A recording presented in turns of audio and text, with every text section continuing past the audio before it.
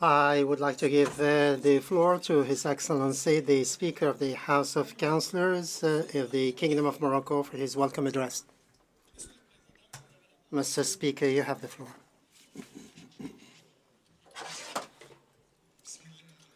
In the name of God, most gracious, most merciful, may peace and blessings be upon the Prophet, his kith and kin.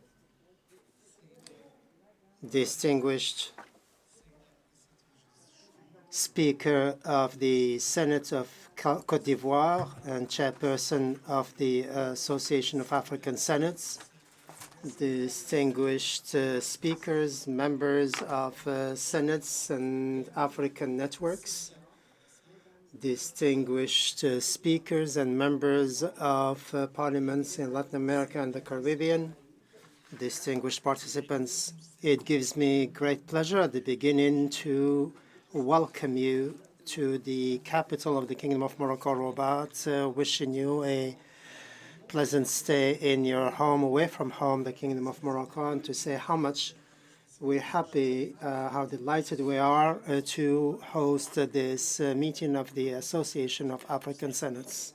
I also wish to welcome our friends from Latin America and Caribbean, the speakers and members of the parliaments of Latin America and Caribbean and the parliaments of Mercosur and the Andes Parliament, Andean Parliament, and their presence with us shows or reflects a desire, a common desire, to strengthen parliamentary dialogue between Africa and Latin America in order to promote development and promote stability in our countries.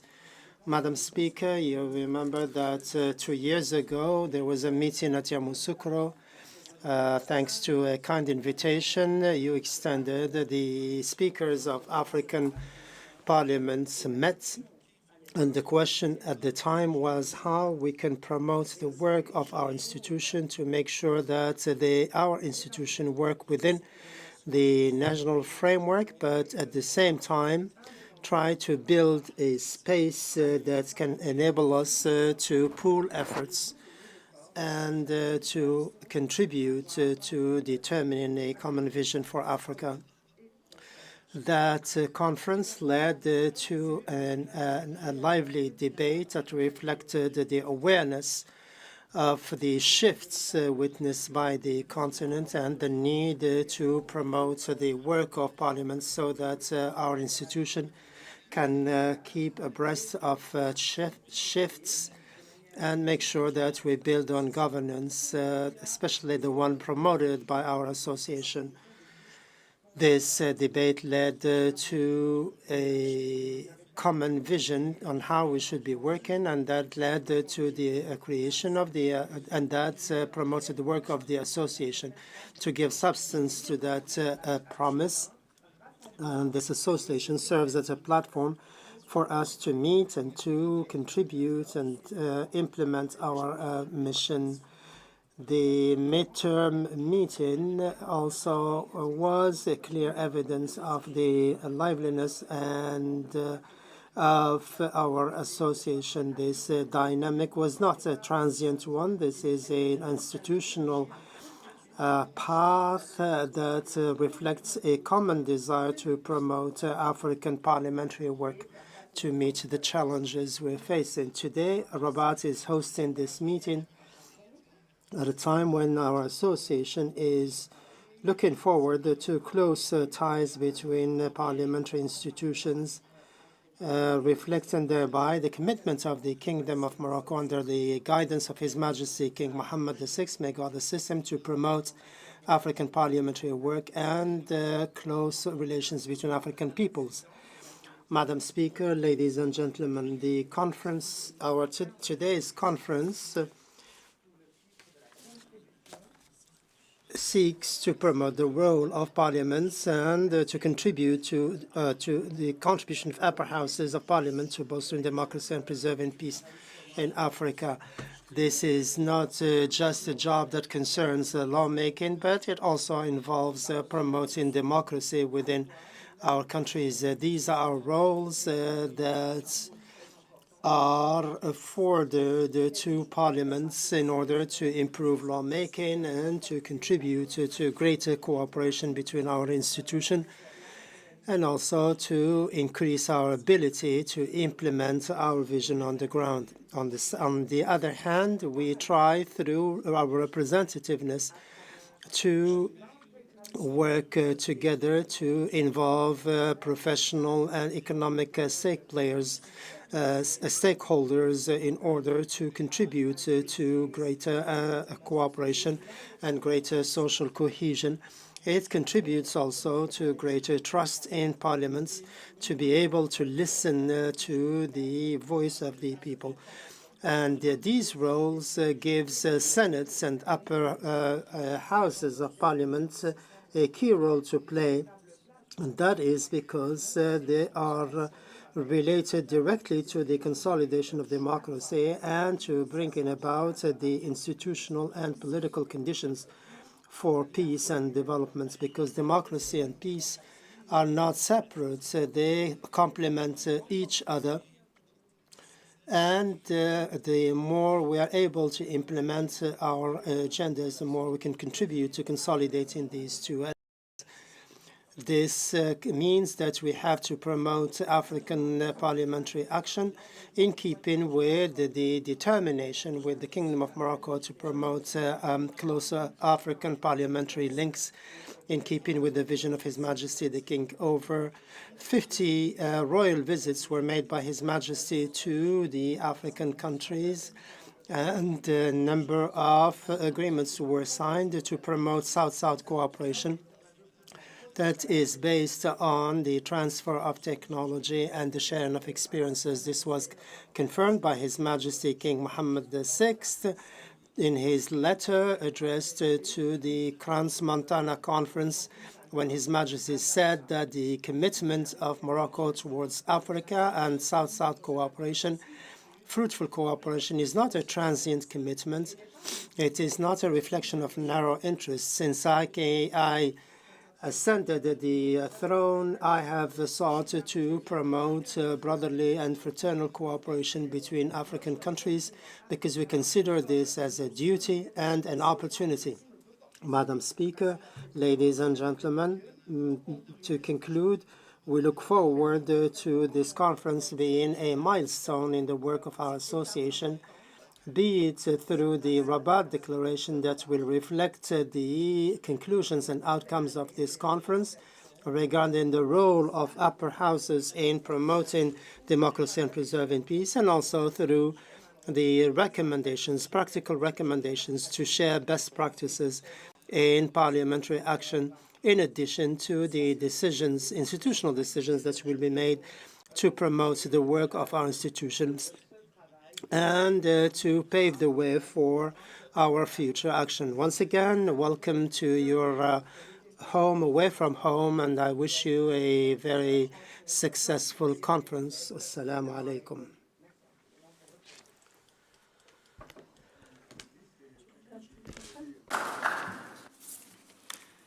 Merci, Monsieur. Thank you, Chair. Thank you, Mr. Speaker, for this brilliant presentation. Excellencies, Mr. Speaker of the House of Councils of Morocco, Excellencies, ladies and gentlemen, Presidents, Speakers of Senates and Upper Chambers of Africa, Excellencies, Heads of Delegations, Excellence, Mr. Chair of Palatino, Excellency of the Palantino, Excellency President of Palasur, Excellency Speaker, Mr. Speaker of La Note, Excellencies, ladies and gentlemen, MPs, Excellencies, ladies and gentlemen, ambassadors and heads of missions, of diplomatic missions, distinguished guests, ladies and gentlemen. It's for me a great honor and a real privilege to take the floor for this opening ceremony of the yearly conference of the Associations of African Senates, which is being held in this beautiful and prestigious city, Rabat, which is the political capital of Morocco. I would like, before foremost, express my gratitude to His Majesty King Mohammed VI, may God assist him, for the particularly warm welcome extended to the delegations coming from different parts of the African continent, which illustrates perfectly the legendary hospitality of the Moroccan people. I would like also to extend my sincere thanks to Mr. Mohammed Ould al-Rashid, Speaker of the House of Councillors of Morocco, for his constant commitment in favor of the enhancement of interparliamentary dialogue, African interparliamentary dialogue, and for all of the measures taken in order to organize this important meeting.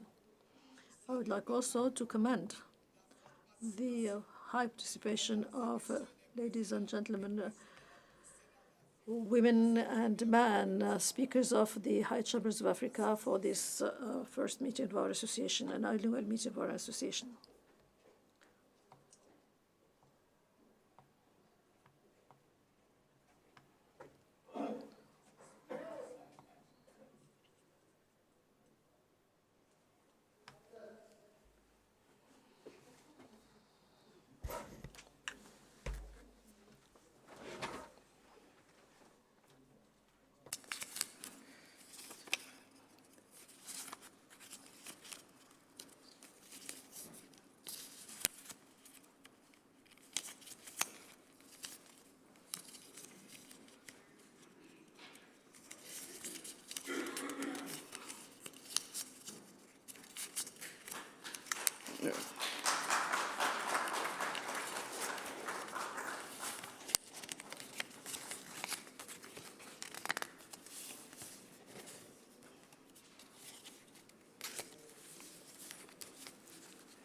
Je voudrais exprimer I would like to express my delight and joy for the federating organization of our association,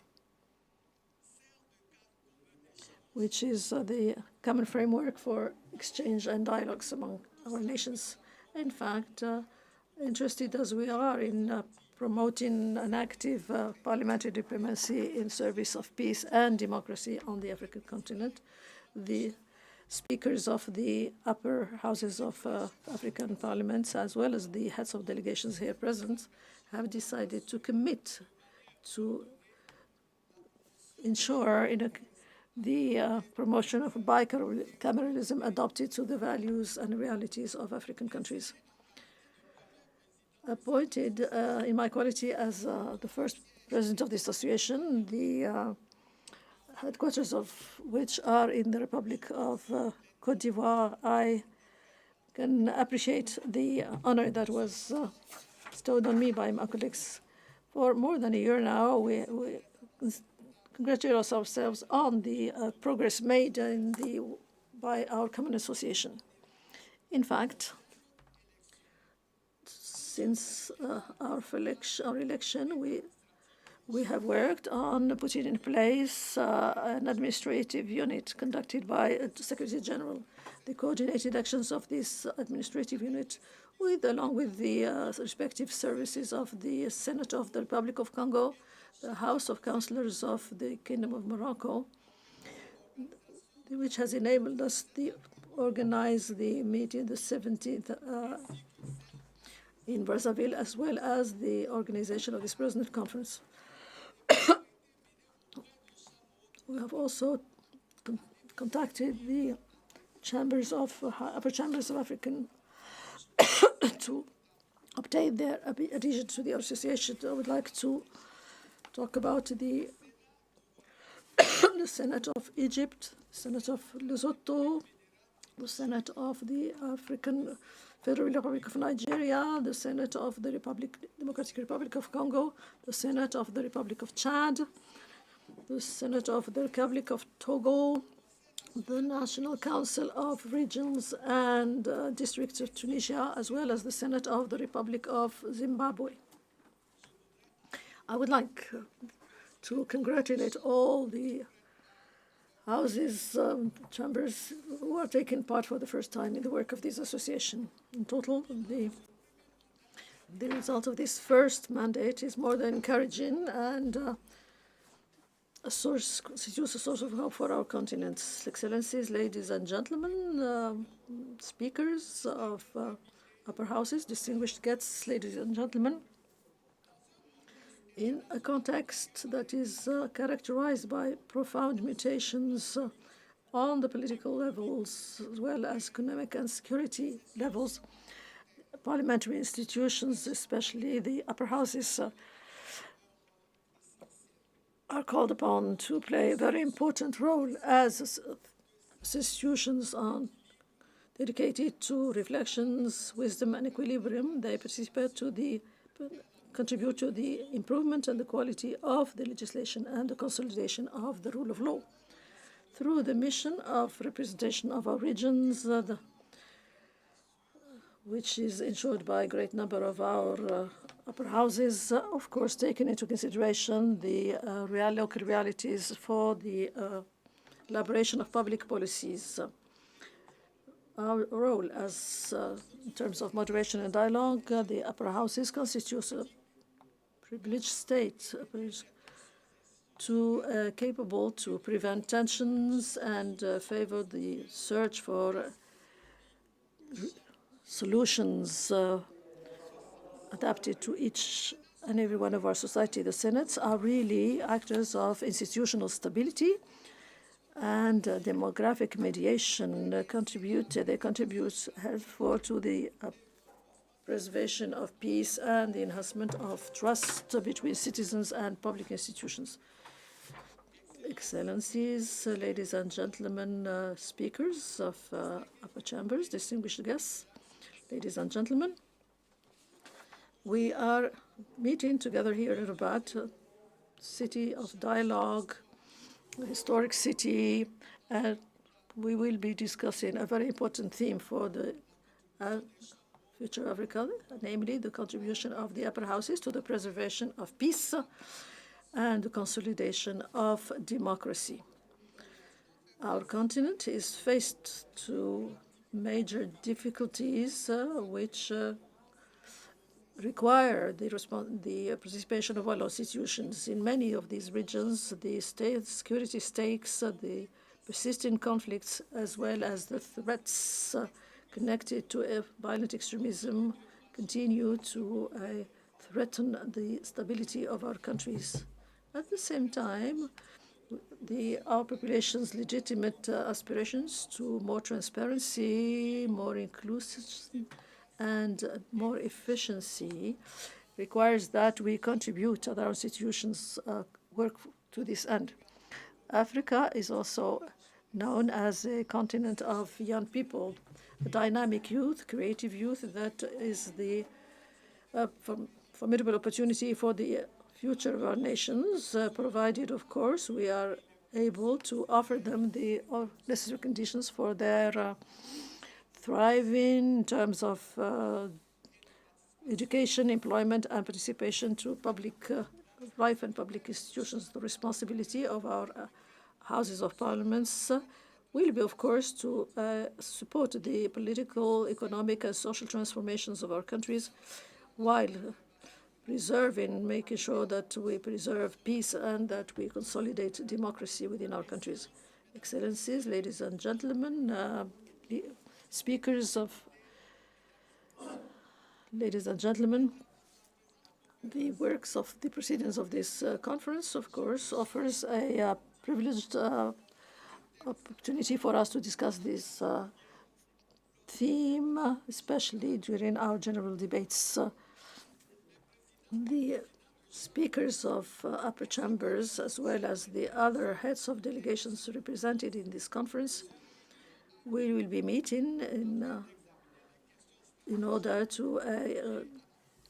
cameras in order to talk the problems of governance and perspectives, development perspectives of our association.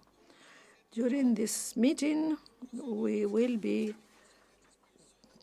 trying to implement our statutes. We will also elect the president of our associations of the African Senates in order to ensure the continuity of the leadership and try and set up a new dynamics for our interparliamentary cooperation. The speakers and heads of delegations will work together in a concerted manner to choose the themes, the venue, and the dates for the upcoming conferences of African Senates. Ladies and gentlemen, ladies,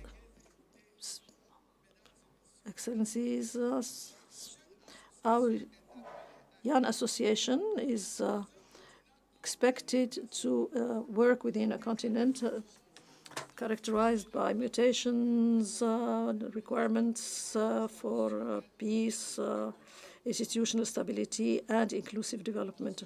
In this context, it's up to us collectively to enhance the relevance of our work as well in order to support the national and regional dynamics.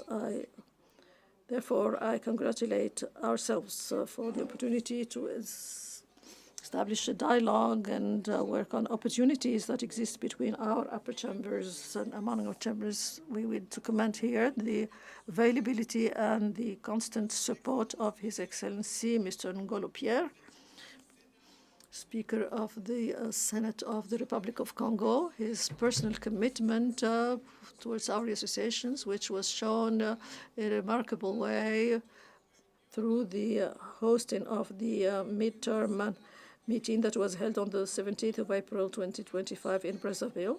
It was a structuring moment for the associations and our strategic orientations, as well as the enhancement of our cohesion, institutional cohesion. I would like to renew my thanks to him again. I would also like to commend the work of His Excellency Mohamed Ould Rashid, Speaker of the House of Councillors in Morocco, who proposed very spontaneously to host the present conference.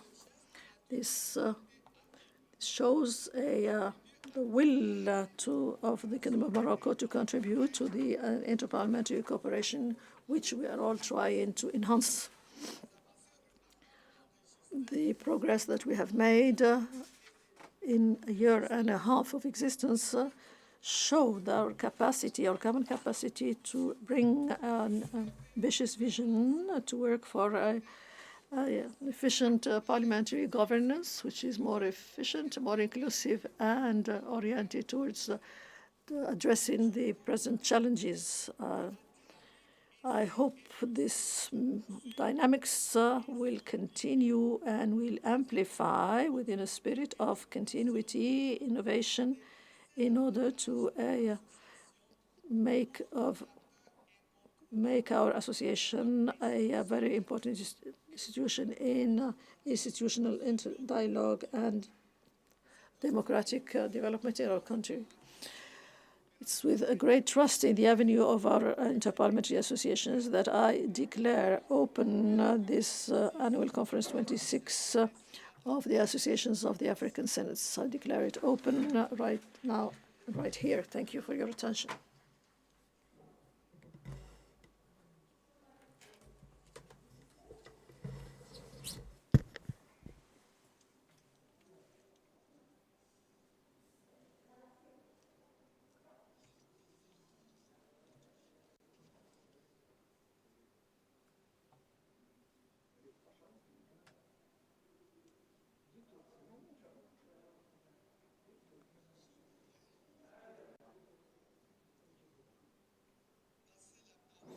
I should like now to give the floor to the speakers of the Senates and interparliamentary institutions.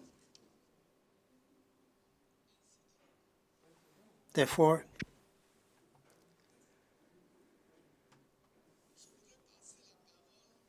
I would like to give the floor to give the floor to the Speaker of the Senate of Burundi.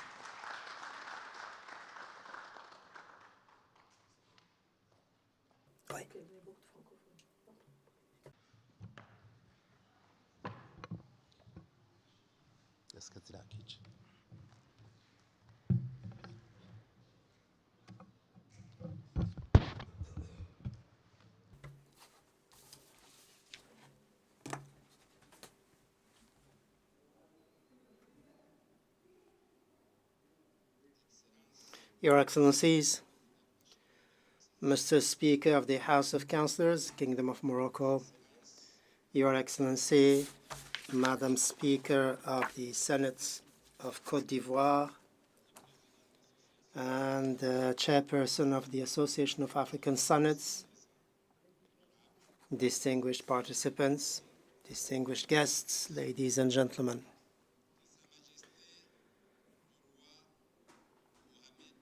His Majesty, I would like to express to His Majesty King Mohammed VI our deep appreciation and esteem. I would like to thank him and thank the Moroccan authorities for the opportunity to come to the capital of the Kingdom of Morocco.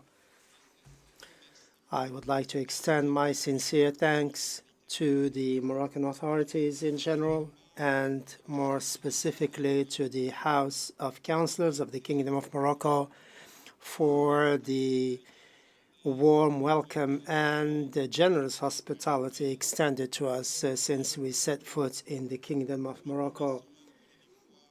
We appreciate the attention extended to us by the Kingdom of Morocco, by this kingdom steeped in history that has a very humanistic attitude towards all African peoples. I would like to extend my tribute, to express a tribute to the founder of this association for holding this conference on a theme that is extremely important. That is the contribution of upper houses of parliament to bolstering democracy and preserving peace in Africa. Your Excellencies, distinguished participants, I am delighted as a Speaker of the Upper House of the Parliament of Burundi to note that the theme where this addressing today coincides with the agenda of our presidents by the President of the Republic of Burundi.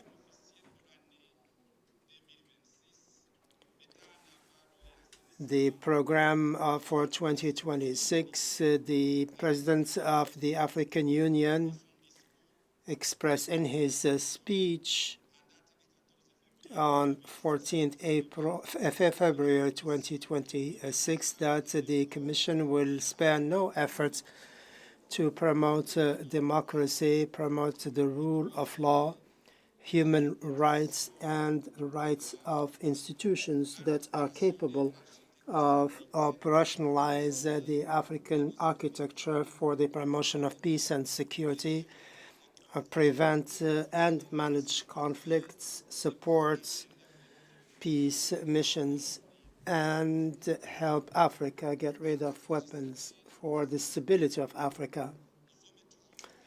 We are called upon to support our leaders through the vote of laws that protect liberties, that promote the role of the executive branch, and that enable our countries to promote the parliamentary diplomacy, mediation, inclusive dialogue, and reconciliation. Your Excellencies, distinguished guests, in a world which is characterized by political shifts, political, economic, social, deep political, economic, and social shifts, the stability of institutions is key in order to guarantee peace and sustainable development.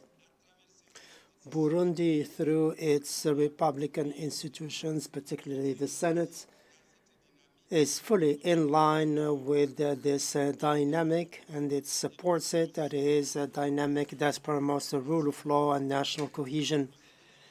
The Senate in Burundi has a strategic holds a strategic place in the nation's architecture as an upper house. It plays a fundamental role in the balance of the country's action through lawmaking and compliance with the Constitution and the respect of the fundamental principles of the Republic.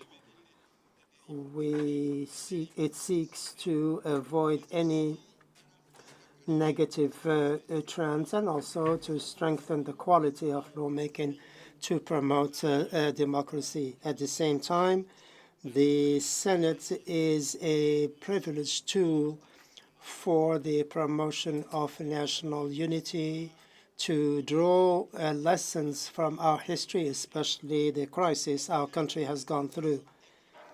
It seeks to promote balance between different components of our society. In addition to these legislative actions, the Senate in Burundi plays a political regulation role by promoting dialogue between national stakeholders, listening to claims and requests of the population through the meetings it holds at a local level, and also through the oversight it has. It seeks to prevent conflict and promote transparency and responsibility. In this regard, it takes part actively in consolidating sustainable development, which is a sine qua non condition for any development. Distinguished participants, the role of the Senate in Burundi is not limited to the national framework. It extends to the regional and African spheres as well. The Senate takes part in cooperation initiatives within the different organizations such as ECOWAS and the Big Lakes grouping. It also takes part in the exchange of experiences to promote democracy and to find solutions, peaceful solutions to the crises that affect our continent. Thus, the Senate in Burundi is a key player, committed player in the stability and prosperity of Africa. By consolidating democracy at African level, it contributes to regional stability, given that no sustainable peace can exist without strong institutions. Before concluding, I would like to call on all of you to promote African solidarity, because it is key to achieve democracy and institutional stability, because this is the only means to address the challenges that prevent democracy, that prevent Africa from achieving its full potential, to write its own history proudly and freely. Before finishing my remarks, I would like to express my sincere thanks to all those who were involved in holding this conference of African Senates. I'm convinced that our exchanges will make it possible to achieve progress and to achieve positive outcomes, be it at political level or as far as governance is concerned, so that peaceful and prosperous Africa may emerge. Long live African cooperation, long live democracy. May God assist you. Thank you very much.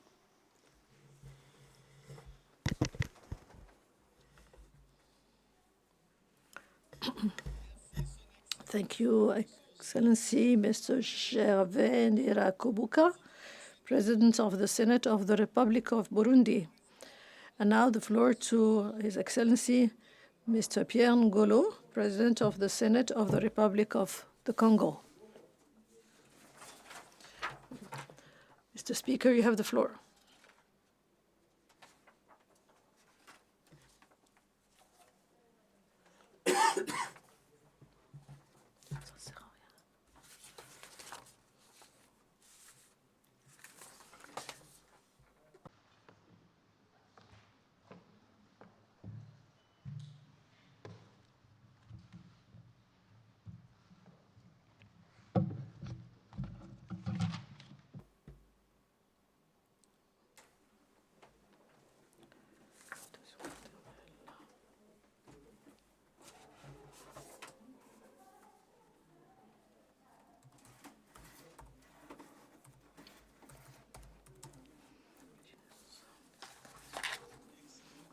Excellencies, Excellency Mrs. the Speaker of the Senate of the Republic of Cote d'Ivoire, first Speaker of the Association of African Senates, Excellency Mr. Mohamed Ould Rashid, Speaker of the House of Councillors of Morocco, ladies and gentlemen, speakers, Excellencies, ladies and gentlemen. Allow me to express on behalf of the Senate of the Republic of Congo our profound gratitude to His Majesty King Mohammed VI, to the government and the Moroccan government and Moroccan parliament, as well as its Moroccan people, for their generous, regular hospitality that we has been extended to us since our arrival in Morocco.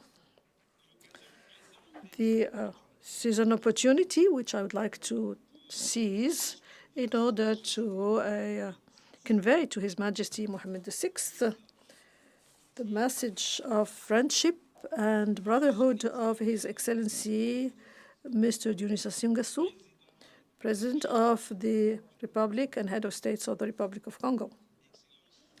Excellencies, ladies and gentlemen, Rabat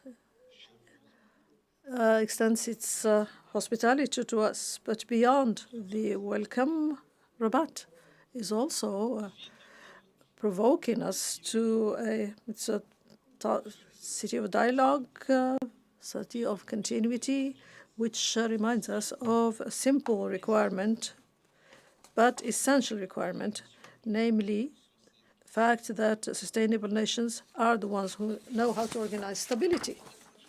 Wisdom, African wisdom, of course, teaches us that when the roots are deep, there is no reason to be afraid of anything.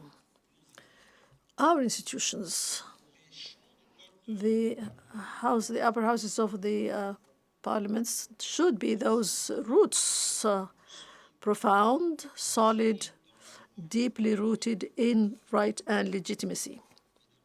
Ladies and gentlemen,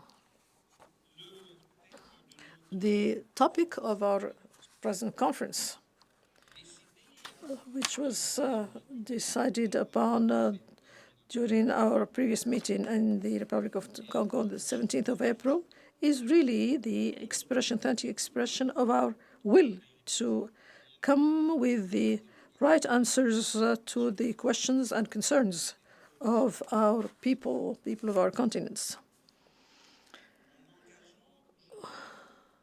By committing during this meeting to think about the contribution of the parliaments to the consolidation of democracy and the preservation of peace in Africa, this is a timely place which is at the heart of the problems of the very survival of our states. Indeed, let's say this with conviction and clarity, that a democracy that vacillates opens doors to uncertainties which generate disorder. A weak state becomes, of course, the easy prey to anarchy and tensions. An institution, silent institutions, almost can be seen almost indifferent to the needs expressed and indifferent to the crisis around it, will, and of course, heedless of the degradations around it. This is something that can be very dangerous to the promotion of democracy as well as the preservation of peace within our continent. In the present context of our states, the upper houses should, in order to avoid to become just spectators of events around it, have to be guards, to help guards and become regulating forces to work actively for dialogue, peace, and stability. These upper houses are institutions that contribute to stability and not only just frameworks for. We have to work with efficiency. We have to, rather than repeating things and again, we have to be high venues for thinking. When policies, if policies impose speed, the Senate will have to work for peace and security. Where passion divides, the Senate assembles and unites. In the Republic of Congo, our country, the Senate assumes this responsibility by guaranteeing the legal solidity of our laws, the balance between different regions, and the control of the action of government. Our constitution, which entrusts the Senate with its legislative institutions, but also the moderators, the Senate in the Congos, has developed a reputation of being a force that can relentlessly work for peace, solidarity, and social progress through different initiatives, mediations, based on the promotion of dialogue. Our upper house has been able to anticipate crises, which has contributed largely to establishing a climate of peace. Ladies and gentlemen, dear colleagues, preventing crisis is the responsibility, not an option. Africa does not need to have institutions that are there only to see crisis and watch crisis. They have to be institutions that prevent those crises. Our houses should not wait for the crisis to happen, which is like accepting them. Anticipating crisis consists in protecting peace. The upper houses should listen to what's happening in the territories before tension increases. They have to open dialogue spaces before the radicalization of oppositions, and they have to act before the irreversible happens. By the use of mediation and parliamentary democracy, we need to use these tools to build peace, not only through agreements. We can build peace also through the trust, and thanks to the trust. And trust is not something that you can decide upon. It's something that you have to build on. The upper houses have a very important role to play in this respect. That is, by talking to all without excluding any party.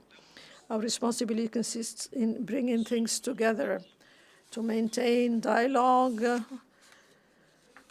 before the dialogue channels break down. The work of our upper houses is, in fact, diplomacy for truth. We have to talk to the people. We have to talk to the institutions as well. Africa have to speak with one parliamentary voice. And there are great challenges. Our fragilities are sometimes similar. Our challenges are similar. our aspirations are also similar and identical. If we divided, we speculate. United, we transform. Our association, therefore, has to become a space of collective alerts, a lever for coordinated actions, and a strong voice for the defense of African democracy, or of democracy in Africa. Africa does not need solidarities here and there, now and there. We need to have profound, organized, and permanent solidarity. We need to work within these, we move from intentions to decisions and to actions. We have thought a great deal. We have exchanged also, but Africa is not only waiting for ideas, expect ideas, they expect decisions. So our recommendations, therefore, should lead to actions, transforming actions that will transform our environment and improve the existence of our people. Your recommendation, if a recommendation is not implemented, it's only just one more word. Africa dreams of going beyond the stage of strong declarations. We need to move to action. So, ladies and gentlemen and dear colleagues, I would like, before concluding my speech, highlight the fact that Rabat is not only a meeting place. On the contrary, Rabat is a place where we'll pursue and continue our work for a united and stable Africa, a place where we have to work for a more energetic and stronger institution, the pursuit of democracy. Peace is not a heritage. It is something that we build. Democracy is not something that is acquired. It is a requirement, a permanent construction. The upper houses, for them not to be just symbols, have to become and to do their best to become institutions that have to take an active part in the construction process of our young democracies. So let's respect our commitments. Let's assume our responsibilities in order to deserve to be fully trustworthy and capable of contributing to the development of Africa. Long live interparliamentary cooperation. Long live the Association of African Senates. And thank you for your kind attention.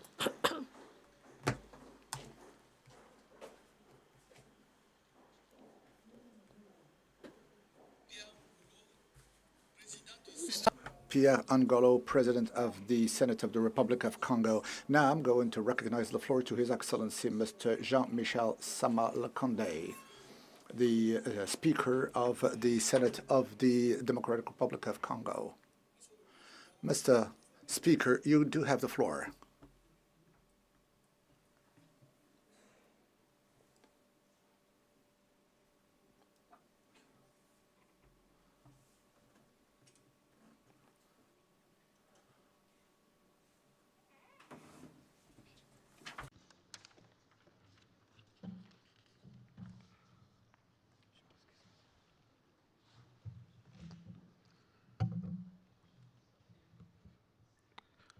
Excellence, Excellency, Madam Kandia Kamisoko Kamara, the Speaker of the Senate of the Republic of Côte d'Ivoire, and the acting Speaker of, or President of the Association of African Senates.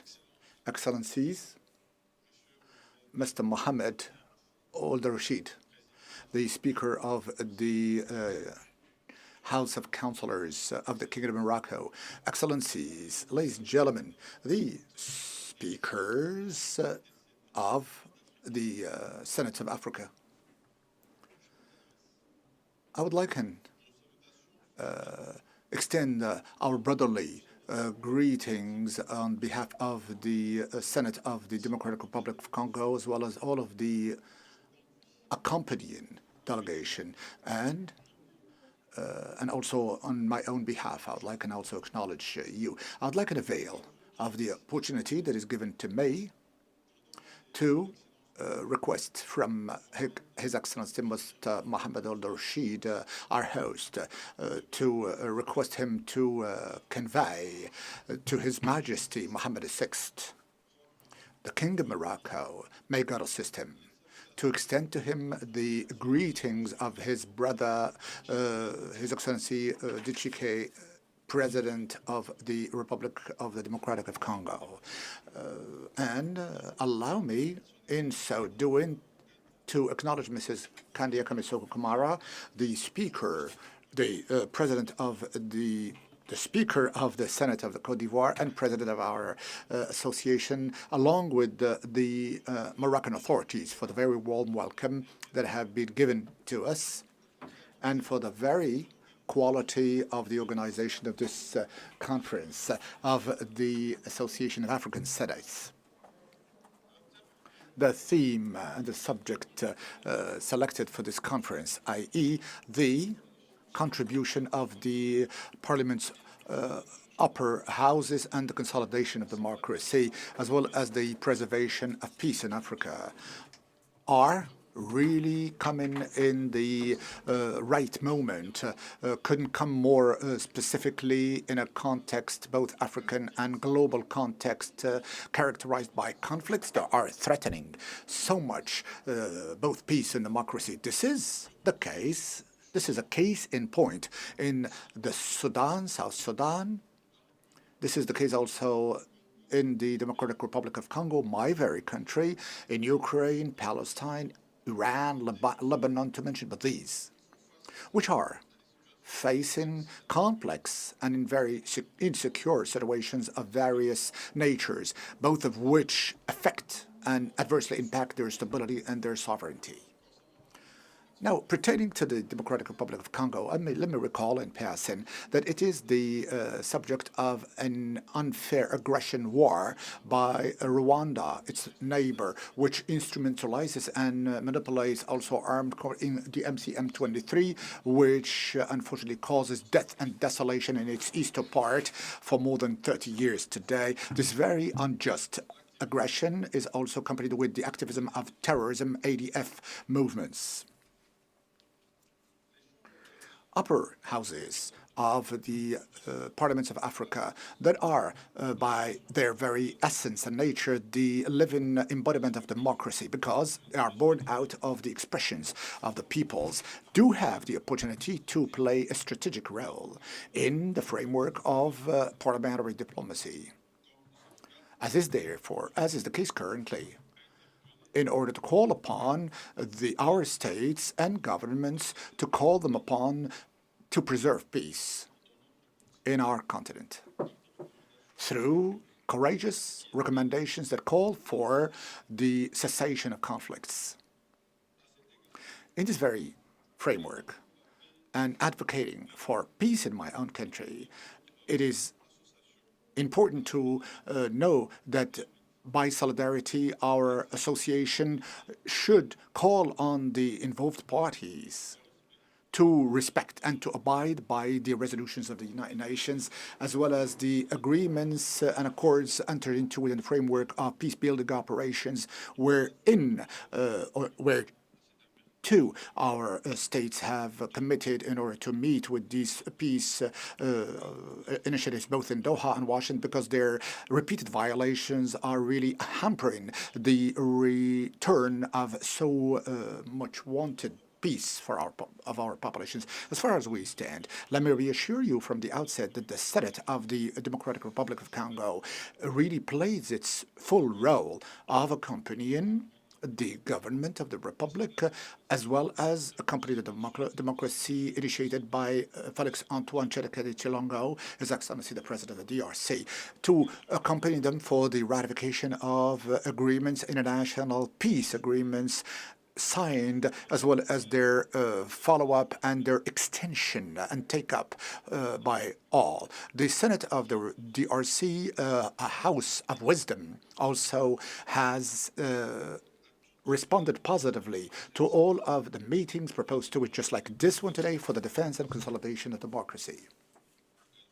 The occasion, therefore, is given to me to once again acknowledge my thanks for the invitation extended to my person and to also here take the commitment of effective allegiance to this, our Association of African Senates. Excellencies, ladies and gentlemen, peace is indispensable for the consolidation of democracy. As a matter of fact, when peace is perturbated by armed conflicts, democracy is therefore adversely impacted in its exercise. Cases the world over, of course, are legion. At a very time where multilateralism is seriously threatened, our association can still today discharge of its role as a rampart, as a bulwark for the survival, for the consultation and dialogue, as a noble path to prevent, to consolidate democracy and to establish peace. I therefore advocate and I plead for greater number of meetings such as these of our African Senates and other sister institutions that also share our values the world over. A commitment for more democracy for our peoples, more particularly the youth and the women amongst us, for a greater access to achieving their developmental aspirations, while addressing my wishes and hopes of peace for our respective countries. While so doing, I wish long and thriving life for our Association of African Senates, and I thank you for your kind attention. Thank you.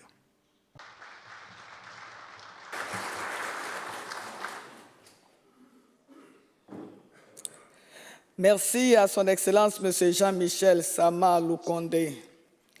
Thank you, Your Excellency, Speaker of the DRC.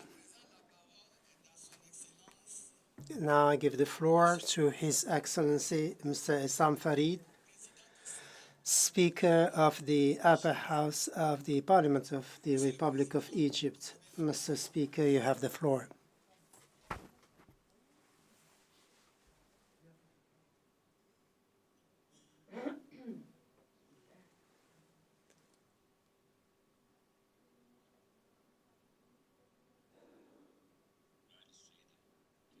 Distinguished Kandia Kamara, Speaker of the Upper House of Côte d'Ivoire, Chairperson of the Association of African Senates, Distinguished Ould Al-Rashid, Speaker of the House of Councillors, Your Excellencies, the Speakers of African Senates and Parliaments, distinguished ambassadors, distinguished participants, ladies and gentlemen, I would like first to express my sincere thanks to the members and the chairperson of the association for your kind invitation to attend the proceedings of this conference, which is being held in the sister nation, the Kingdom of Morocco, which has brotherly ties with the kingdom, with the Republic of Egypt, ties that are immemorial.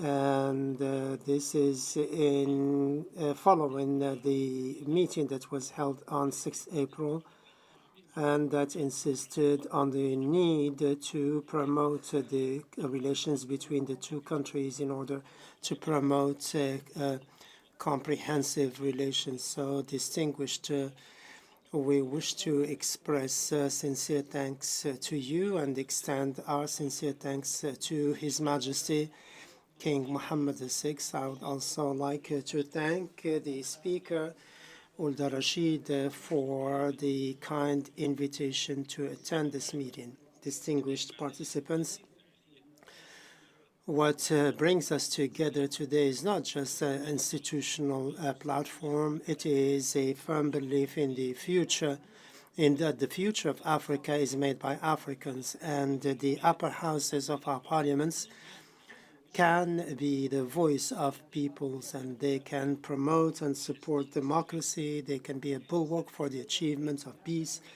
They can also provide assistance to countries and to parliaments and governments to rise to challenges, especially given the external crisis that can impede our action. Instead of that, we should increase our cooperation and solidarity. This is what we are looking forward through this conference. We look forward to outcomes, positive outcomes, so that we can come up with practical decisions and recommendations to promote parliamentary democracy and the sharing of good practices, and also to pool ranks as far as major issues are concerned in our dear African. Let us make of this a platform for spreading the voice of African peoples that would promote our interests and preserve the rights of our peoples, as well as the rule of law. We are, as a Senate, البرلمانات الأفريقية committed to working together to achieve our people's objectives. Before concluding, I would like to extend my sincere thanks to all of you for listening to my remarks, and also for your efforts to promote our efforts and achieve our objectives. And I would like also to thank the organizing committee for the excellent measures taken for this conference. Thank you very much for your kind attention.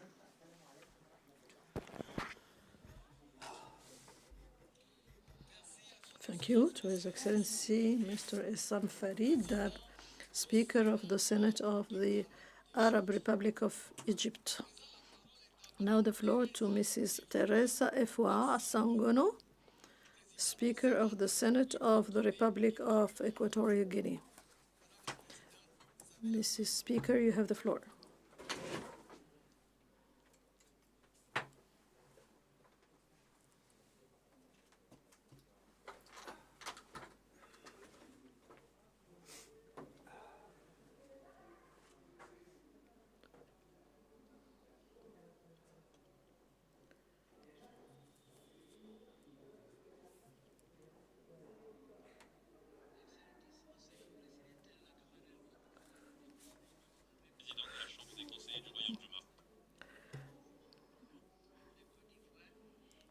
President of the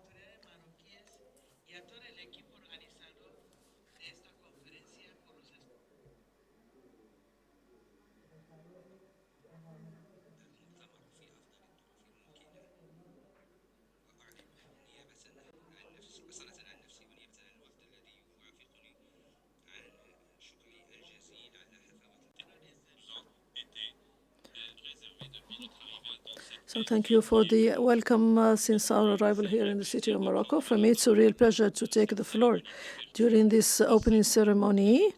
This is a very important conference where we are meeting representatives of the upper houses of many African countries in order to discuss together different issues concerning our co-citizens. We are, of course, here.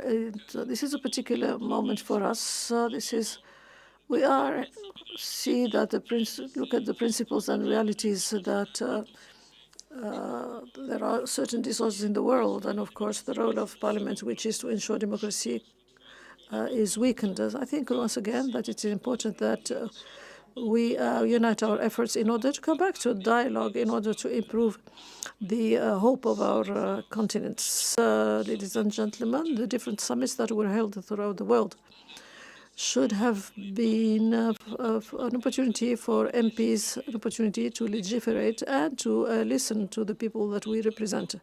Our continent is confronted with different conflicts. There are some of the conflicts are emerging, other ones have been already forgotten. But if we look back to the dialogue and if we search for specific solutions, our co-citizens will benefit from our efforts. So our own interests should dictate the path. In Africa, it is important to work together in order to promote a dialogue, constructive and fruitful dialogue.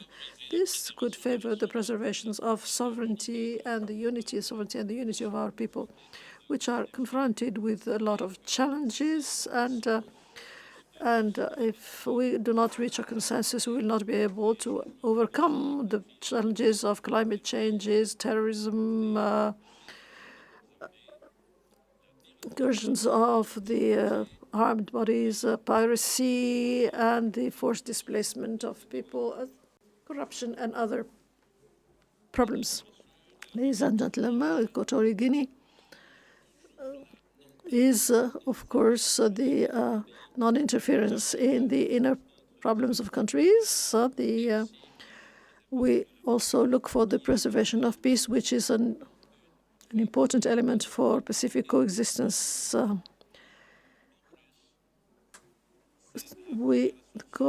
South-South cooperation is very important for us. And this is, of course, thanks to the President of our Republic. And I would like to conclude my speech with wishing full success to this conference. And thank you for having listened to me.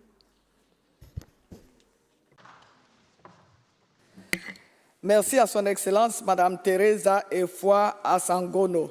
Thank you, Your Excellency, Speaker of the Senate of Equatorial Guinea. I now give the floor to Mrs. Lindiwe Dlamini, Speaker of the Senate of the Kingdom of Eswatini. Madam Speaker, you have the floor.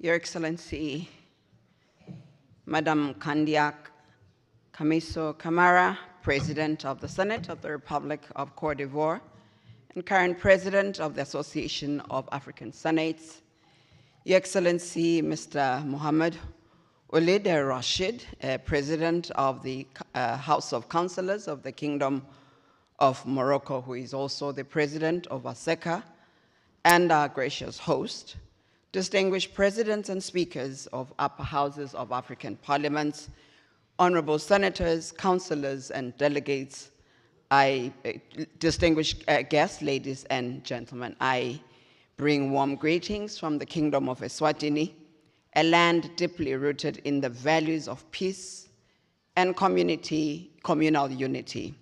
I also convey the sincere well wishes of His Majesty King Mswati III and Her Majesty, the Queen Mother, the government, and the entire Swazi nation.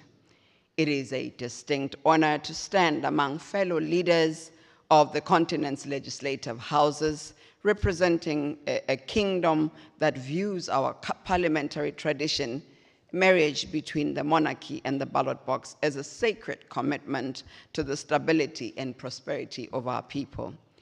We are gathered here under a theme of profound significance, the contribution of upper houses of parliaments to the consolidation of democracy and the preservation of peace in Africa. The purpose of our assembly is to fortify the role of Senate as the houses of review and the guardians of national equilibrium. I wish to express my deepest gratitude to the Association of African Senates, led by Her Excellency Mrs. Kandia Kamisoko Kamara, for their visionary leadership in convening this forum. My sincere thanks also goes to our host, the Kingdom of Morocco. May God Almighty bless His Majesty King Mohammed VI with long life and good health, and the people of the Kingdom of Morocco. Our special thanks to His Excellency Mr. Mohamed Ould El Rachid for the exceptional hospitality and the meticulous organization of this conference. Your efforts have provided us with a vital sanctuary for dialogue where we can transform our shared challenges into a collective roadmap for continental peace. For the Kingdom of Eswatini, initiatives of this nature are of immense value as we continue to strengthen our unique model of monarchical democracy. The insights shared in this forum will directly enhance our legislative oversight and help us refine our Tingundla system, which means grassroots democracy, to ensure it remains a robust vehicle for inclusive representation. By learning from the diverse experiences of our sister nations, Eswatini can further bolster its institutional capacity, ensuring that our Senate remains a steadfast pillar of peace and a reliable architect of the good government envisioned in our Constitution. This exchange of knowledge is not merely academic. It is a practical tool that will help us build a more resilient and democratically consolidated kingdom.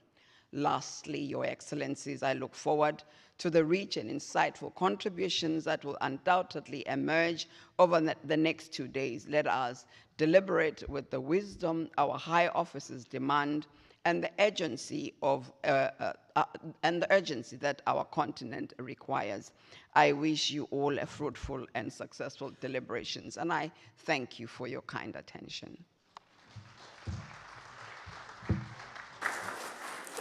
Merci à Son Excellence, Madame Lindy. Thank you, Your Excellency Lindiwe Dlamini, Speaker of the Senate of the Kingdom of Swatini. I now give the floor to Mrs. Huguette Yvonne Nyana Ekume Awori, Speaker of the Senate of Gabon. Madam Speaker, you have the floor.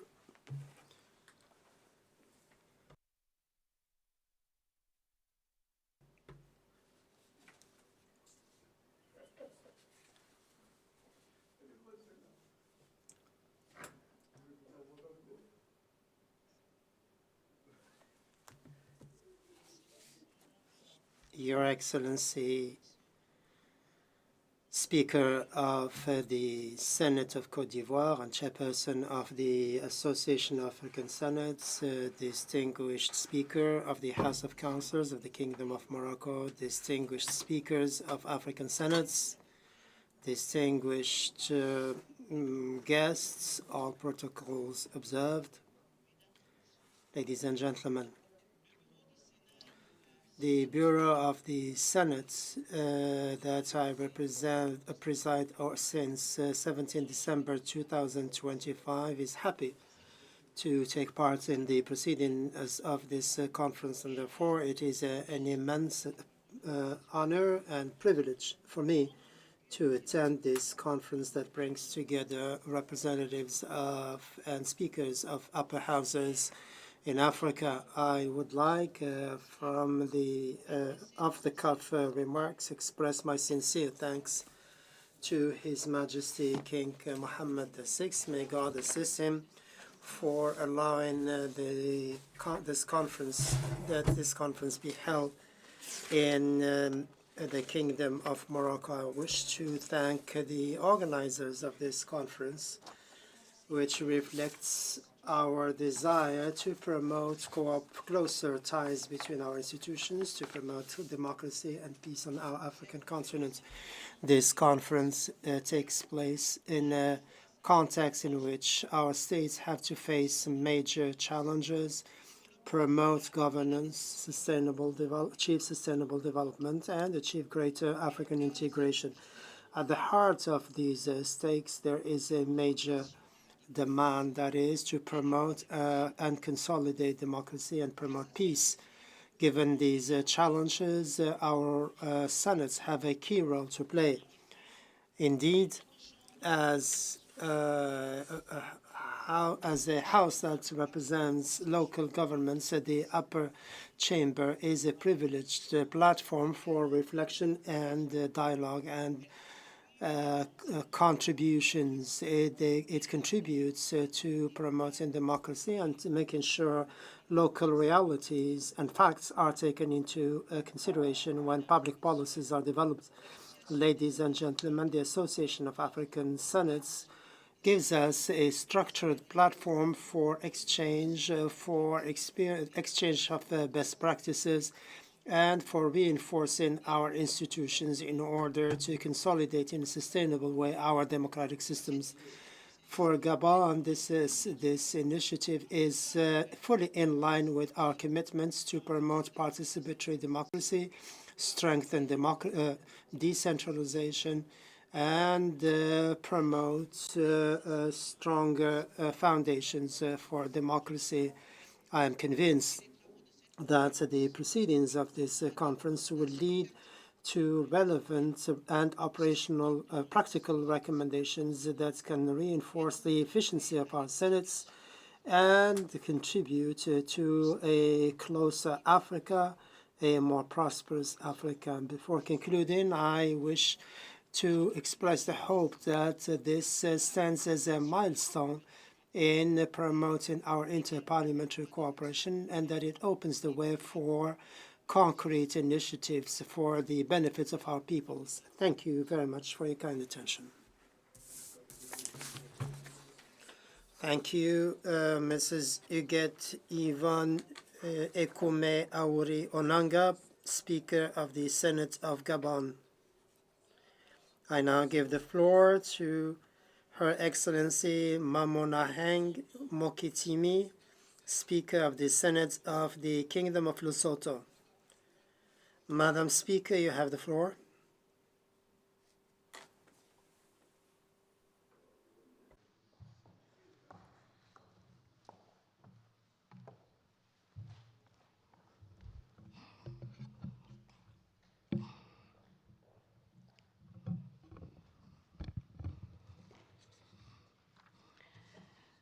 Your Excellency, Honorable Mohamed Ould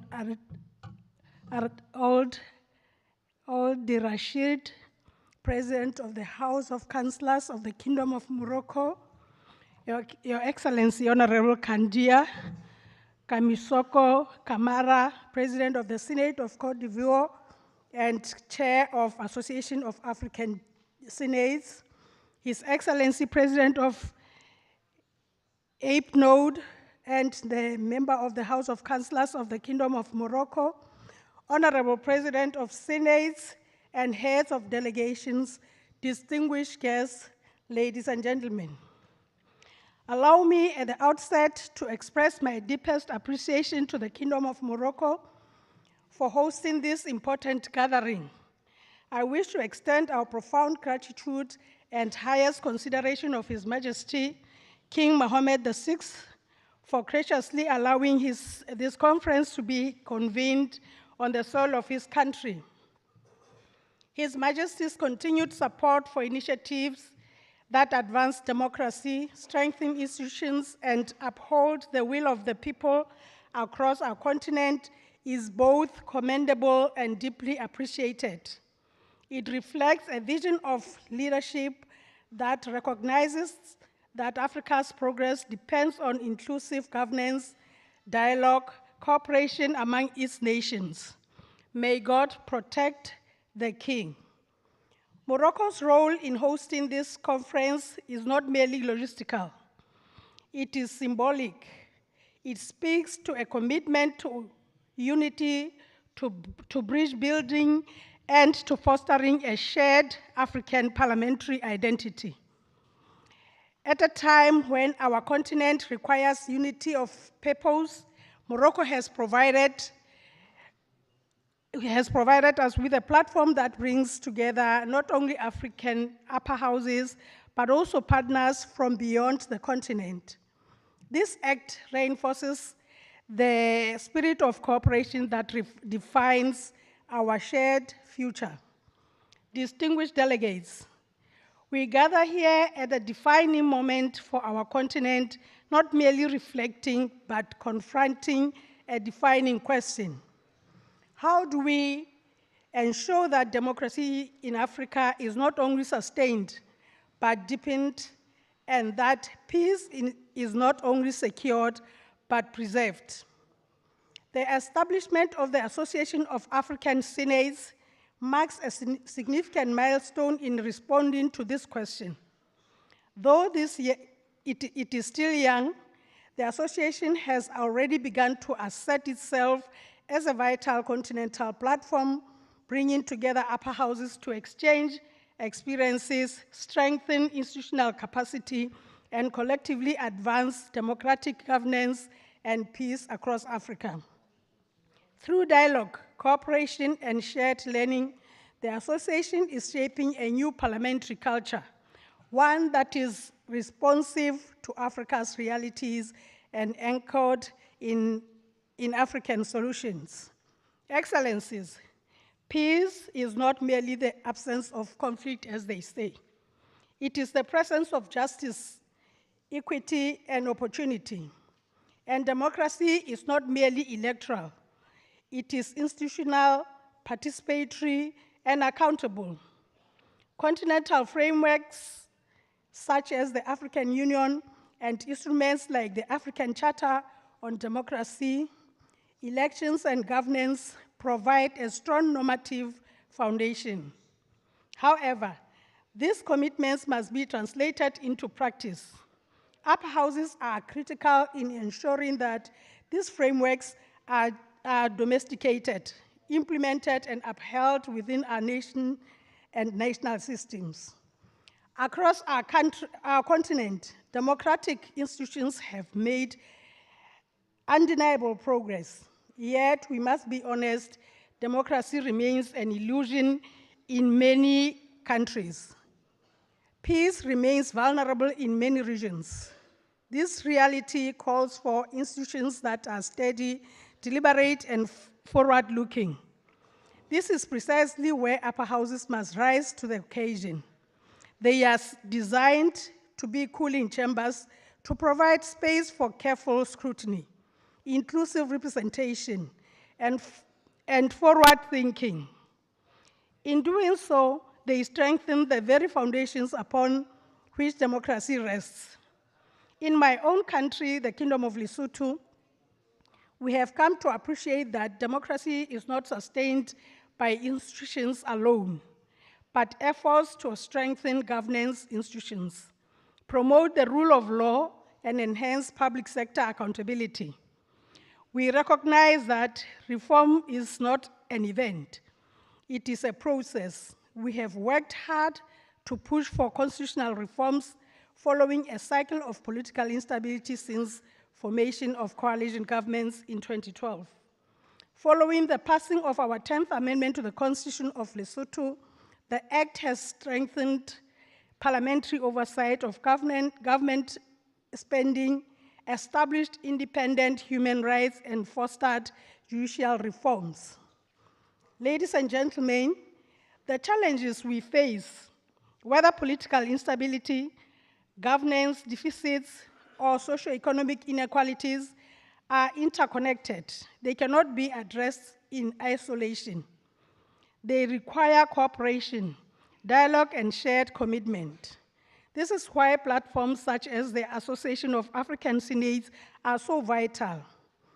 As we deliberate, let us work towards making upper houses relevant, independent, effective, and responsive to the aspirations of the citizens. In closing, allow me to reaffirm Lesotho's unwavering commitment to this collective journey. We stand ready to work alongside all member states of the Association of African Senates in advancing the values that bind us together: democracy, peace, and good governance. Let this conference not only be a forum for discussion, but a catalyst for action. I thank you all for listening.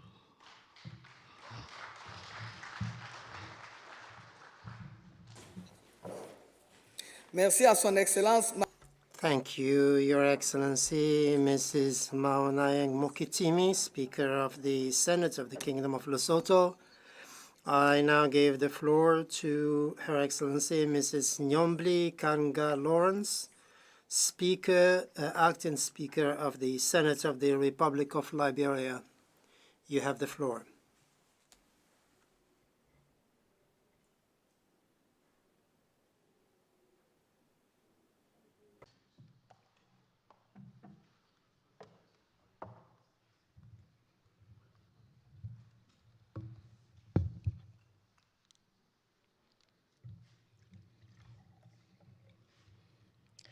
His Excellency, President of the House of Councillors of the Kingdom of Morocco, Her Excellency, President of the Senate of Cote d'Ivoire and President of the Association of African Senate, distinguished President of Senates, honorable colleagues of the upper chambers, including the two senators who are on my delegation, Senator Ibrahim Darius Dillon and Senator Jonathan Songwe.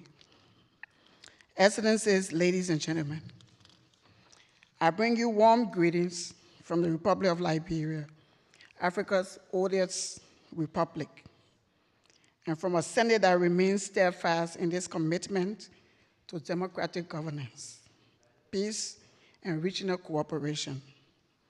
First, we express our deepest thanks and appreciation to the Kingdom and people of Morocco for the warm welcome and excellent hospitality.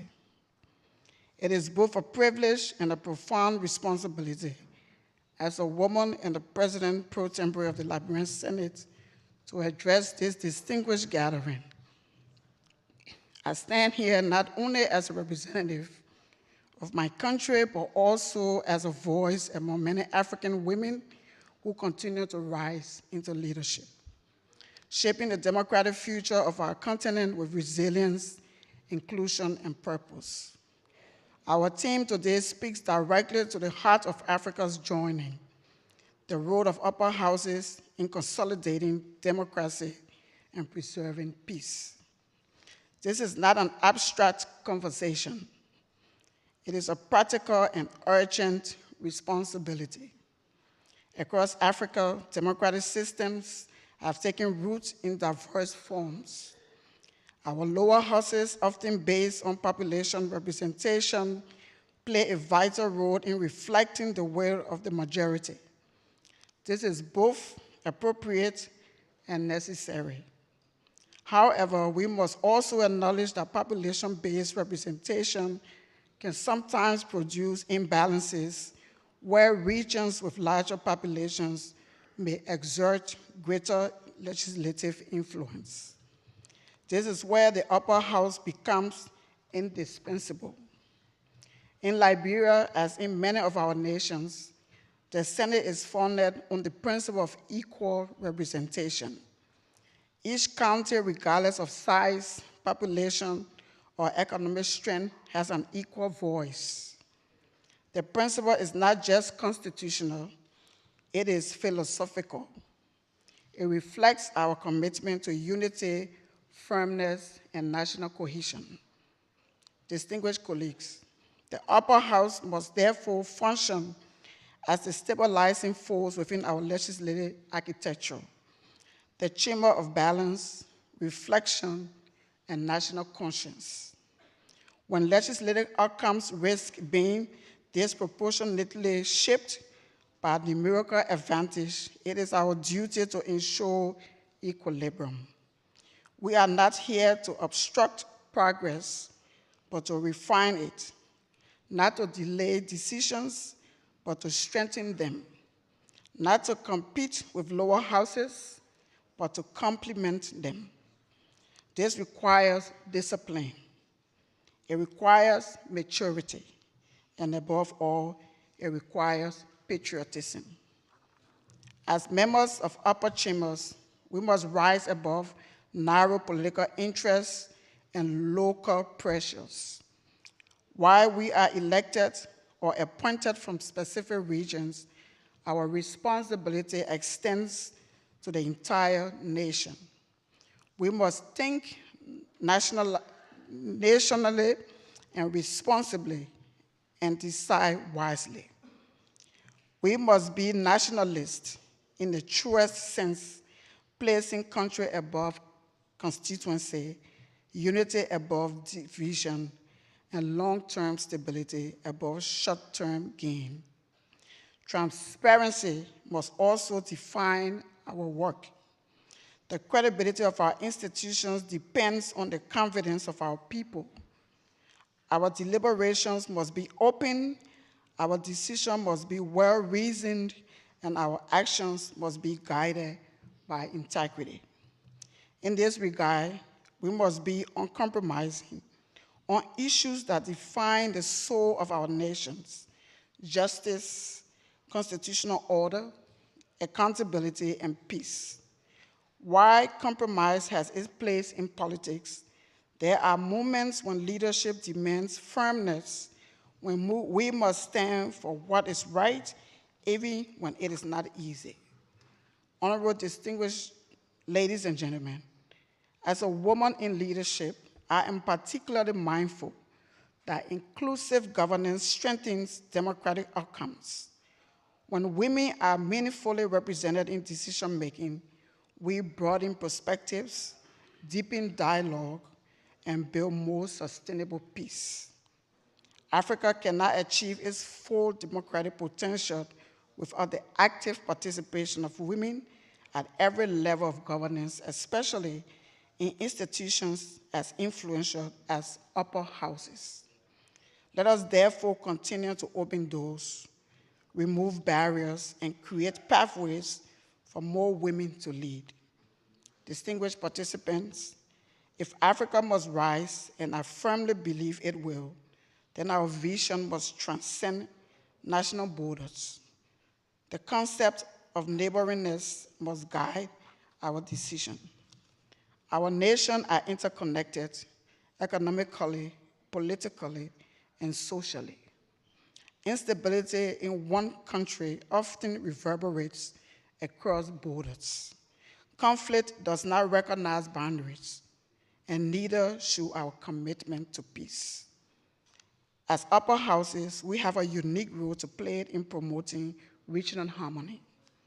Through the ratification of treaties, alignment of legal frameworks, and support for regional bodies such as the African Union, South African Development Community, ECOWAS, Eastern African Communities, etc., we can strengthen cooperation and foster collective stability. In Liberia, we have learned through painful experience that peace is not self-sustaining. It must be nurtured, protected, and reinforced through deliberate policy, responsible leadership. The lessons of our past compelled us to act with vigilance and foresight. Let us therefore use our positions to promote dialogue over division, cooperation over conflict, and unity over fragmentation.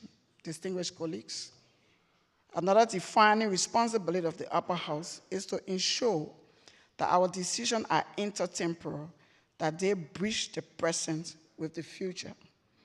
We are not only legislators for today, we are trustees for generations unborn.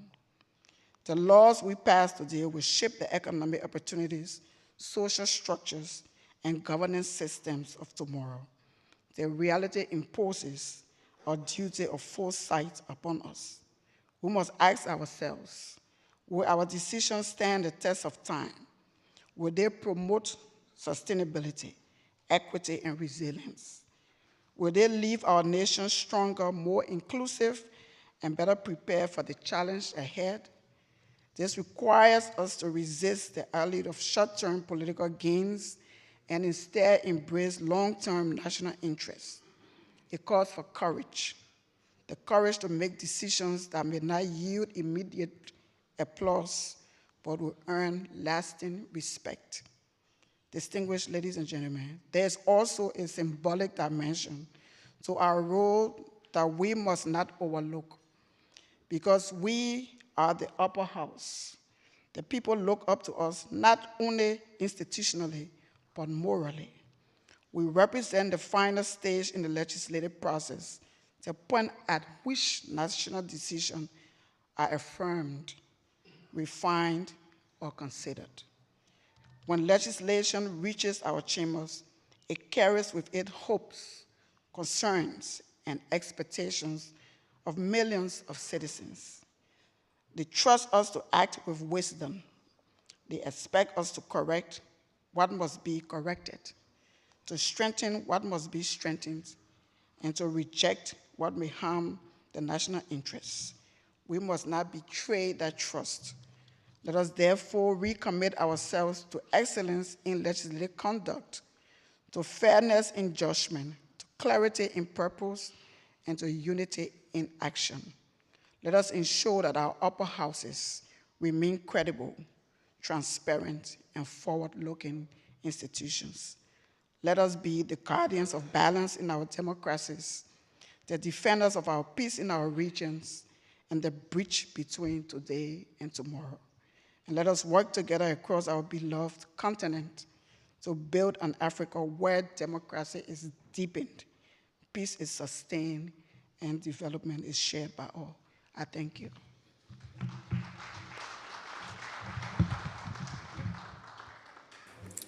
Merci à Son Excellence, Madame Nyomble.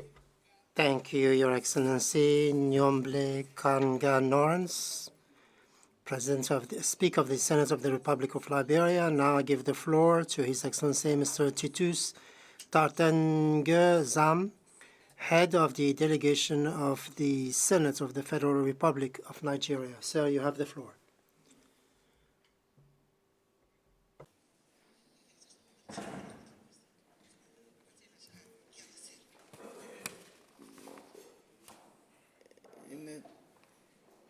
Monsieur le chef de délégation, vous avez la parole.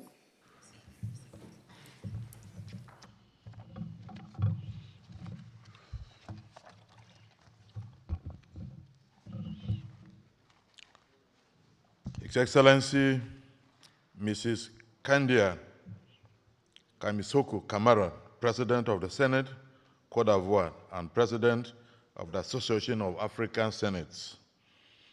His Excellency Mohamed El-Rachid, President of the House of Councillors of the Kingdom of Morocco, distinguished members of the Association of African Senates, members of the press, ladies and gentlemen.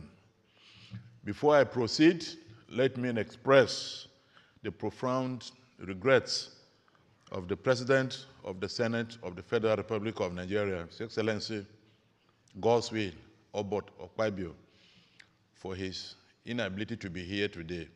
He is held back by very crucial and urgent state matters. Hence, I am to deliver his address at this August Assembly.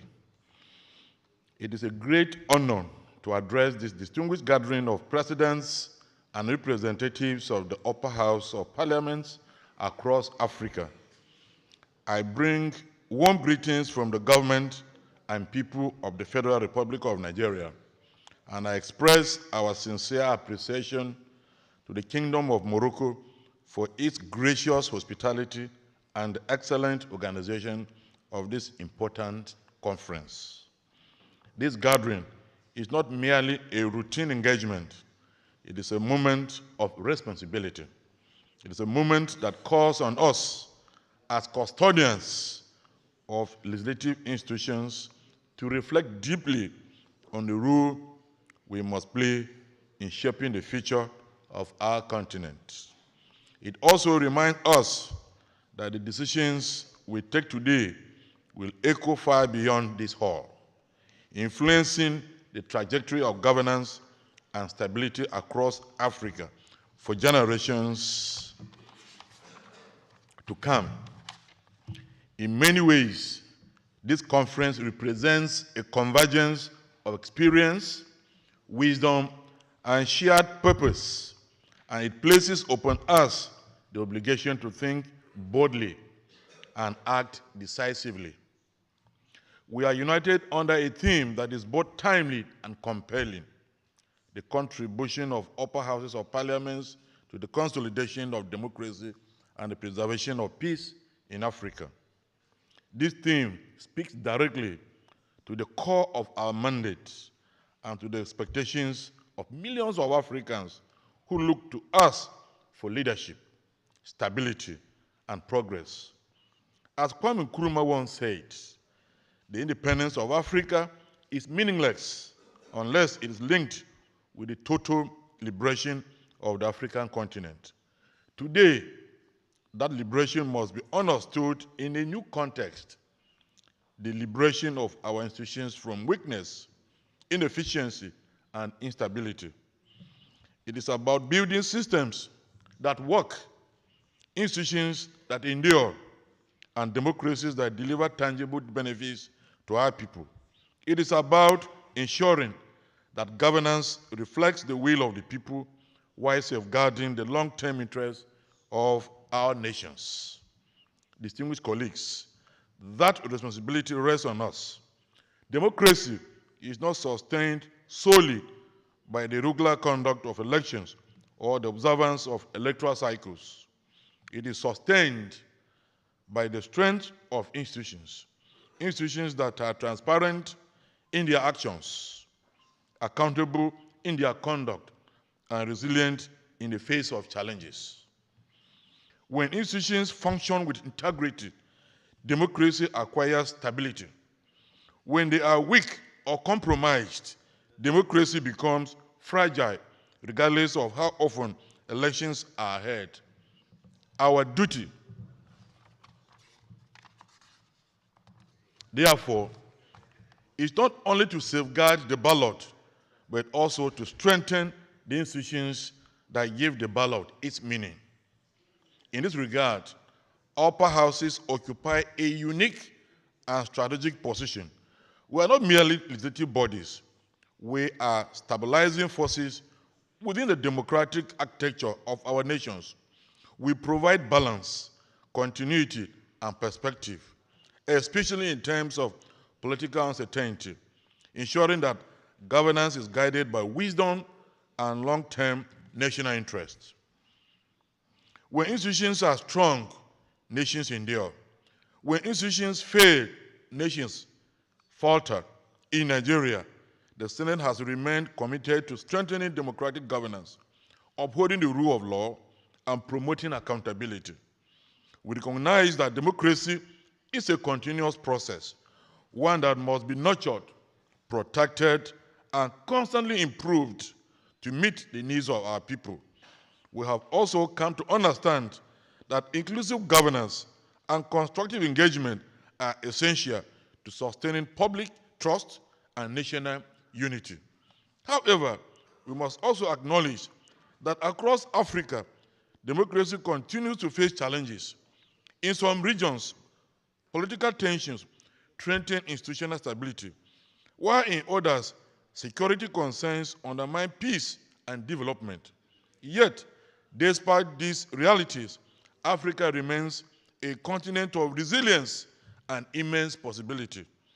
Our shared history reminds us that even in adversity, we possess the strength to rebuild and the vision to move forward. It is worth noting that Africa has never suffered from a deficit of potential. What we have too often suffered from is a deficit of performance. It is in this context that our role must evolve. We must go beyond legislation and position ourselves as active contributors to peace building and conflict prevention. We must serve as platforms for dialogue, promote national cohesion, and strengthen parliamentary diplomacy across our borders.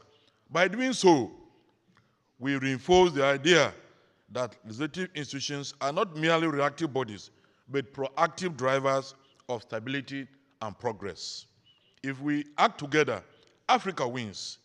The establishment of the Association of African Senates is therefore a significant step forward. It provides us with a platform to share experiences, strengthen cooperation, and build a unified force for democratic governance and peace across the continent. As we work towards the adoption of the Rabat Declaration, Let it be more than a statement of intent. Let it reflect our collective commitment to action. Action that strengthens institutions, promotes stability, and delivers tangible benefits to our people. Let Rabat not be remembered for words spoken, but for actions taken. The future of Africa should not be defined by our challenges, but by how we respond to them. The strength of our democracies will depend on the strength of our institutions. Let us not allow this moment to pass us just as another conference. Let it mark the beginning of a renewed commitment, one that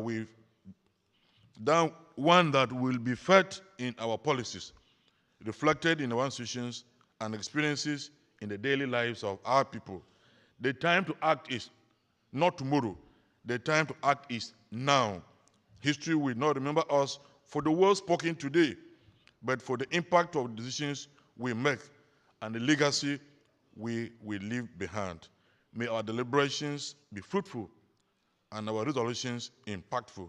God bless the Federal Republic of Nigeria. God bless all of us. Thank you.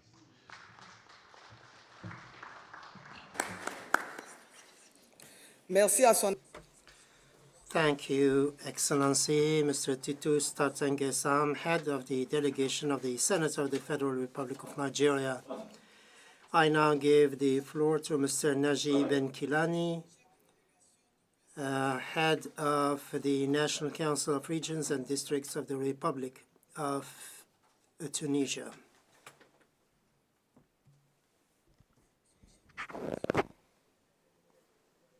Mr. Head of Delegation, you have the floor.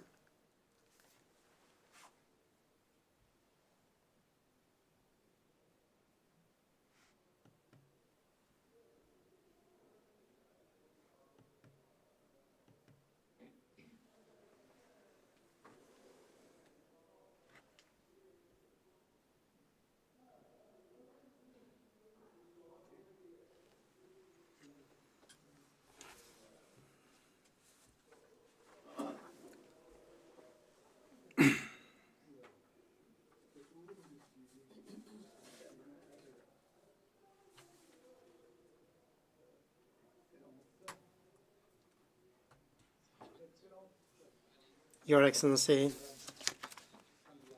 Mrs. Kanya Kamara, Speaker of the Senate of Côte d'Ivoire and Chairperson of the Association of African Senates, Your Excellency, Mohammed Wald al-Rashid, Speaker of the House of Councillors of the Kingdom of Morocco, distinguished representatives of upper houses, distinguished participants, allow me first to express my sincere thanks and gratitude to the Kingdom of Morocco, especially to His Majesty King Mohammed VI, may God assist him, for the generous hospitality extended to us. I would like to address you on behalf of the National Council of Regions and Districts of the Republic of Tunisia, and to say how delighted we are to take part in this conference. This is an opportunity, a strategic opportunity for us to promote parliamentary cooperation between African countries, exchange experiences on how to promote democracy and promote peace, as well as long-lasting stability in Africa.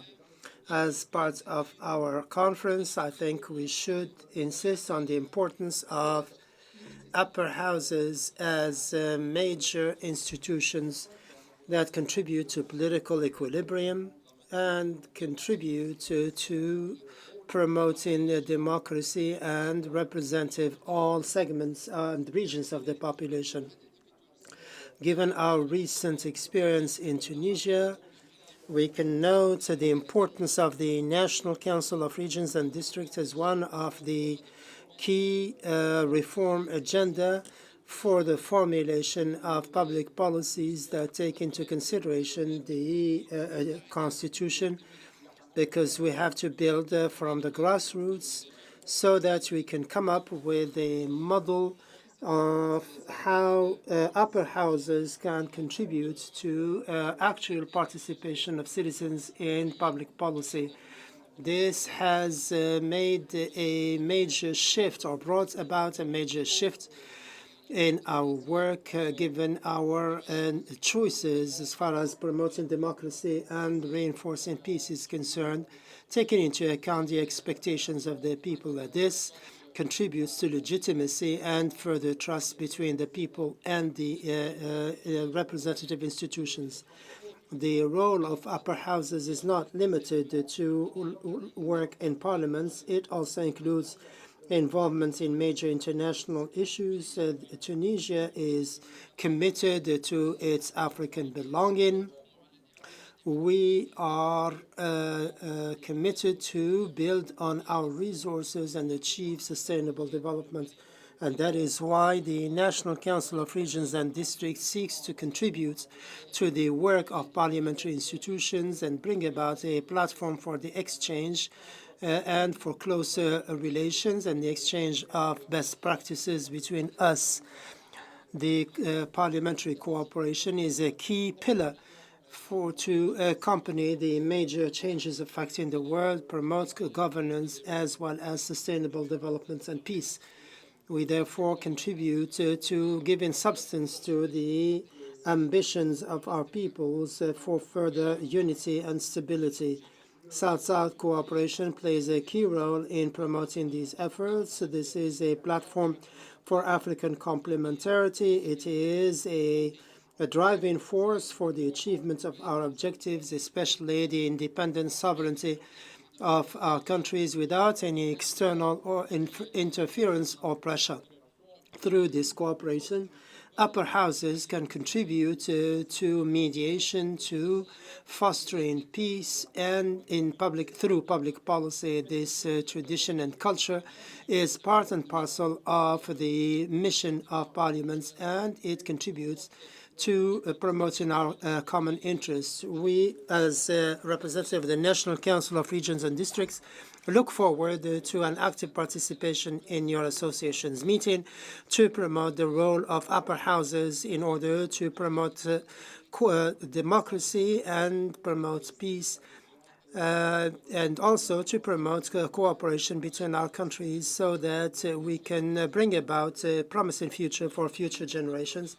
Thank you very much for your listening to my remarks, and I look forward to achieving practical recommendations that rise or that reflect the ambitions of our peoples, so that we can move forward towards a promising future.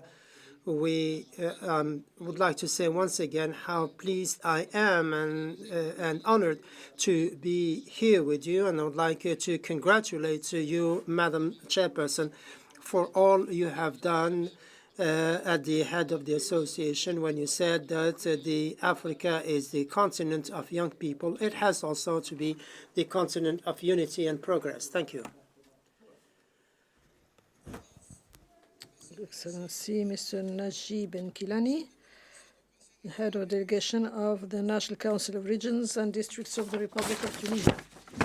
Now the floor to His Excellency Mr. Michael Ruben Bianbuya, Vice President and Head of the Delegation of the Republic of Zimbabwe. Mr. Head of Delegation, you have the floor.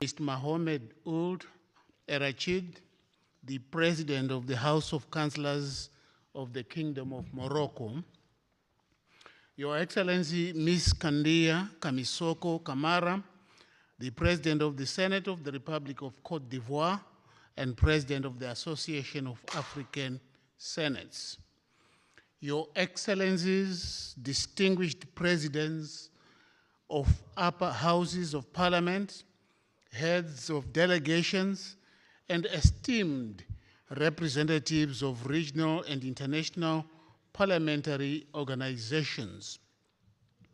Before I proceed, allow me to send apologies from the President of the Senate of Zimbabwe, Ms. Mabel Nomona, who could not come due to pressing commitments, prior commitments which she could not delegate. I am therefore representing her here. Allow me, ladies and gentlemen, excellencies, to join others who have spoken before me in expressing appreciation to His Majesty King Mohammed VI and the government of Morocco for hosting this very important conference and for the excellent arrangements extended to me and my delegation.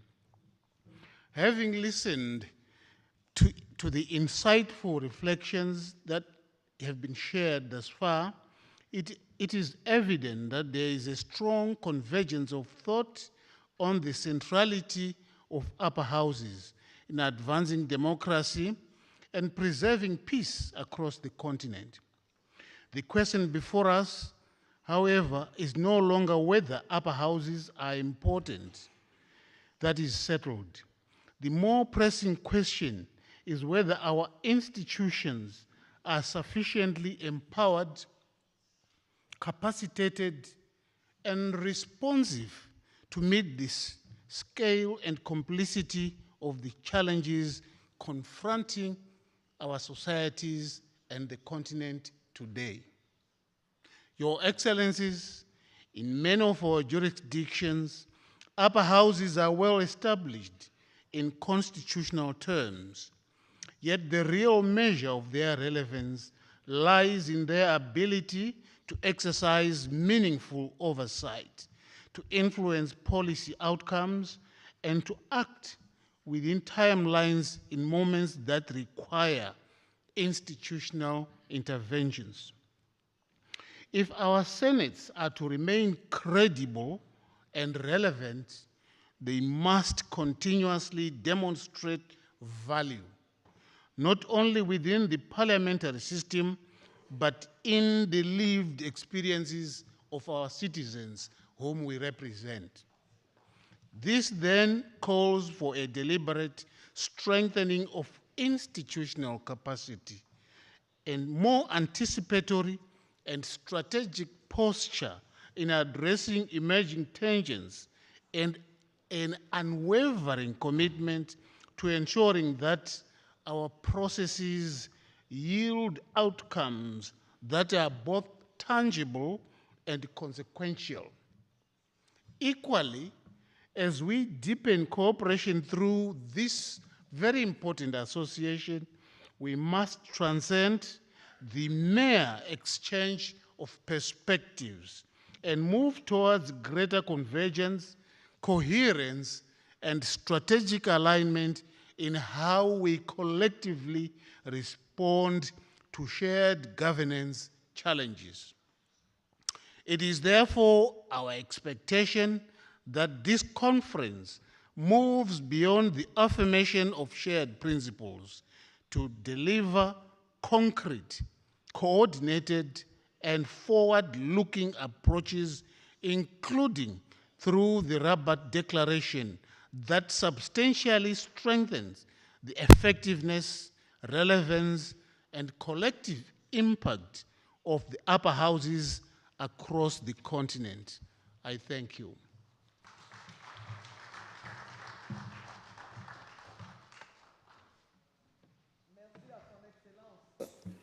Monsieur Michael Ruben Nyambuya, vice-président et chef de... Vice President of the Senate of Zimbabwe.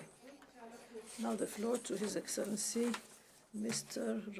Ronaldo Gonzalez Patricio, President of the Parlatino. Mr. President, you have the floor.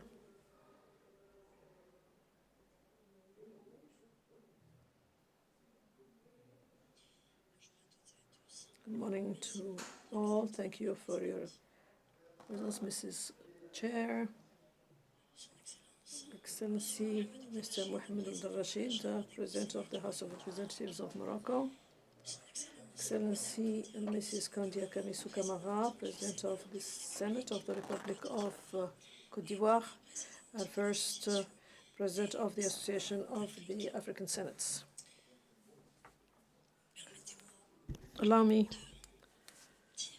to say that it's very important that the first president of the association be a woman. I think that the role, women's role, African women's role, has become a reality through this wise decision that you have taken by appointing Mrs. Camara as the president. As far as Latin America is concerned, we always try to promote women's presence, and this is a very important event for us. It's an event that we have to commend.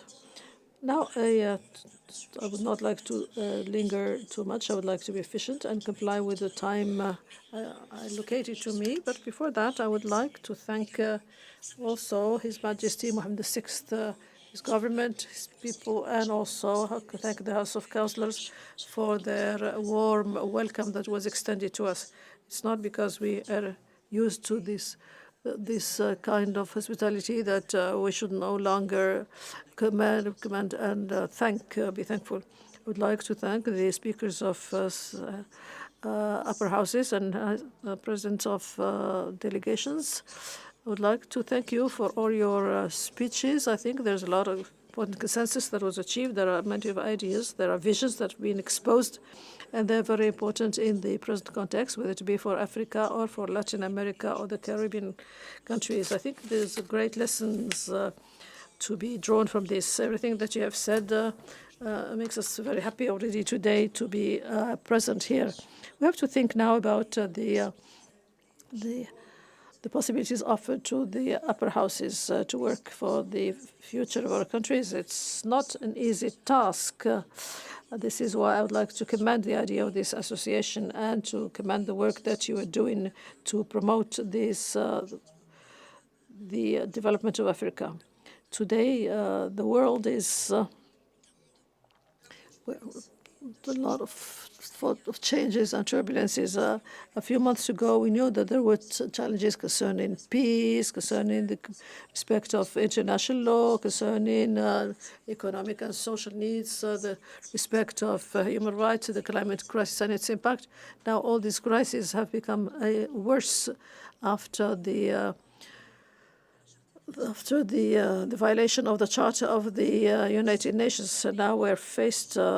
There's a new threat to peace with the new wars that we're beginning to see, and what is jeopardized is the future of the cooperation and multilateralism are jeopardized. And this is why I commend Morocco's will to defend cooperation and dialogue, promote for all our countries in order to face up to these challenges. These disruptions, of course, are very important and need to be. One of the speakers said that Africa needs to have strong roots in order to face up to America being the inheritance of Africa. We have African blood running in our veins because we are the sons and the children of of course, we suffer from injustice, violations of human rights. We have all learned from Africa, and this is the idea that we, the people, that these countries, that young countries like the grass in the fields, and when the elephants fight amongst themselves, well, they tread upon us, and this is why we should have a sense of humor. But what happens is when all the elephants are dancing, we suffer from it. It's not a question of complaining, but we have to see how we can meet these challenges. And this wisdom, of course, obliges us and compels us to think about, use the potentials that we have in our diversity and to build bridges between us. We should not give up our diversities. They're not an obstacle. In fact, they're assets. Somebody said that when we talk about democracy, national democracy, the greatness of human we have to make sure that all humans should be equal. Of course, they have to be equal in front of the law, but equal in terms of opportunity. But we have also the right to be different. We have the right to be our own identity footprint and to take our specific characteristics into consideration. This is that it's important for our nations that we respect. This is why Palatino really defends the idea that was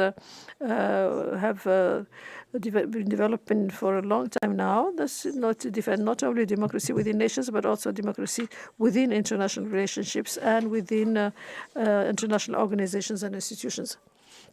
All the work that we're going to be doing now for peace, democracy, and for the sustainability of our nations is something that will, it's like planting a seed, and the seed is continue to grow, and we will continue to develop and work for the development of our nations. There are a lot of similarities and commonalities, but that were mentioned, but there is also the right to food, to health, and also to a healthy environment, harmonious relations with nature. It's not of course, within the coming months, Africa is going to be the headquarters of the third summit, the Summit Against Hunger and Malnutrition. This is a FAO project, and that Palatino is supporting through its commitment. This is something that is part of this great effort, and we, of course, we will be happy to celebrate this event in Africa. I think that a platform, and this is, of course, this is why I would like to thank Morocco. It's important to thank Morocco for its efforts. This platform is going to enable us to enable different parliamentary assemblies in Africa, Latin America. AFROLAC is this platform for regional dialogue. It's a platform that for coordination, for action, joint actions, and on top of commending the contribution of the Houses of Councillors of Morocco and its contribution to this forum, we would like, and we know that this is an accelerator that will have even more weight in the framework of our activities. Now what we have to do is give a new impetus to this new tool that we have, and this which is made available for us for the collaboration, inter-regional collaboration. I would like to say this because that Latin America and the Caribbean countries are support independence and sovereignty, especially in the present context where we are threatened. There's a threat of return back to colonialism through these some practices, and Africa knows very well what we're talking about. But very precisely, it's when times of difficulties that we need to share, and this is why we insist that Latin America is not less independent or less sovereign when it. Because we recognize our debt to Africa, but we have to acknowledge the fact that we could be the sixth region of Africa because of this debt. And this. To conclude, I would like to invite you to, as a part of the AFROLAC agenda and also of the efforts of the Palatino, I would like to invite you to evaluate, to assess the possibility that each Senate and organization of the Association of the Senate Organization to see to what extent they can participate to a project that consists in promoting Palatino. This association is not to promote individual institutions, it's for all of us, for all the parliamentary associations, for climate changes and just and fair transitions. We all need to participate to global governance. This is an opportunity for us to put this in our agenda and involve parliamentarians and encourage their role for the future of our planet. This is a possibility offered to us for the consolidation of budgets and relevant laws through our respective parliaments should be able to contribute to this greatly to this the future of our relationship to the planet and to nature, and to conclude to the lives of all of us. This is a cooperation exercise. This is a possibility offered for us to participate. We are all victims of these asymmetrical aggressions and aggressions against nature, and we can all, within present context, defend and promote our participation. This is the guarantee to guarantee our rights. And to conclude, I would like to thank once again the Kingdom of Morocco. Thank you for even giving me the possibility to talk to you here, and thank you for having enabled me to learn a lot through your presentations. I wish you full success to your proceedings and full success to the Association of African Parliaments. Thank you to Excellencies Mr. Ronaldo González Patricio, President of the Par Latino. And now the floor to Mr. René Daniel Camacho, President of Par Landino.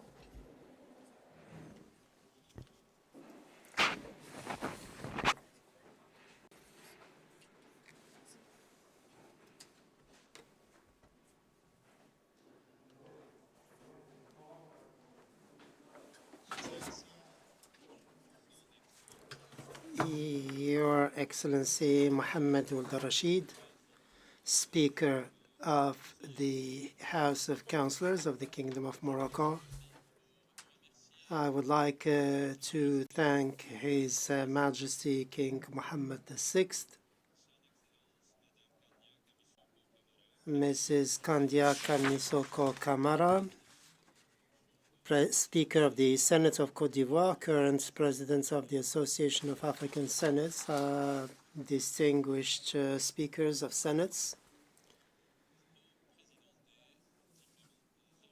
distinguished presidents of all institutions, parliamentary institutions attending this conference. I don't have much time, but I will try to summarize everything I want to share with you. First, the Andean Parliament is an institution that exercises political control for the Andean countries. The Andean Parliament is made up of 5 countries: Bolivia, Chile, Ecuador, Bolivia, and Peru.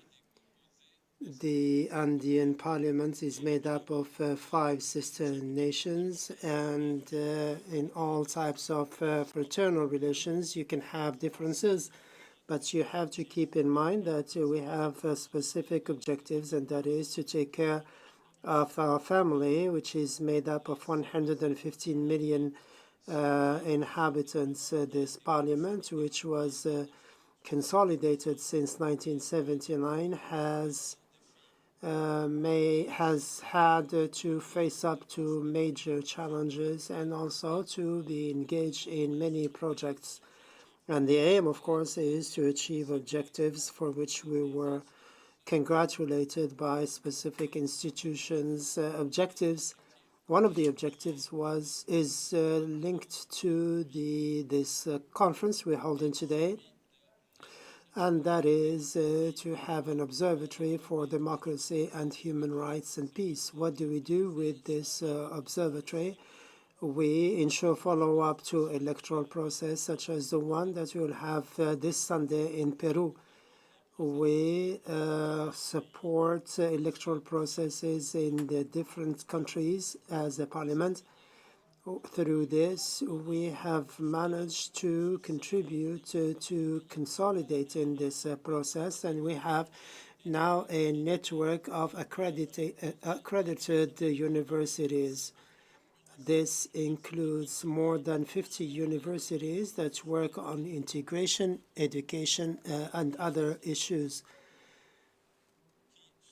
These are universities that are the product that involve the Salamanca, Alcalá de Henares, and we were privileged to be there at the conference, and we were congratulated for the work we did.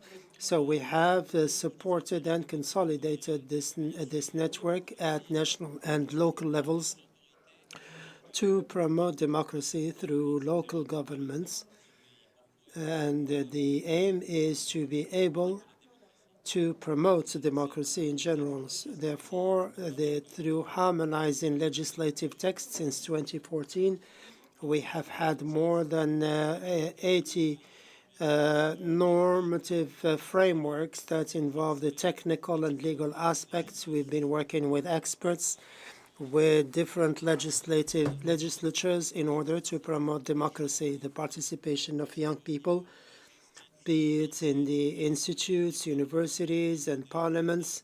We want to promote an Andean value to promote inclusion and the involvement of young people.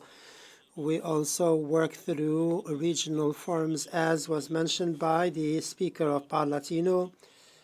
We, as a parliament, as the Andean parliament, we have a lot of experience that we can exchange. We can place it at your disposal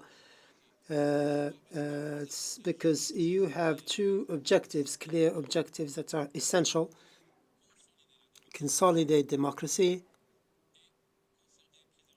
and preserve peace. But this has to go through.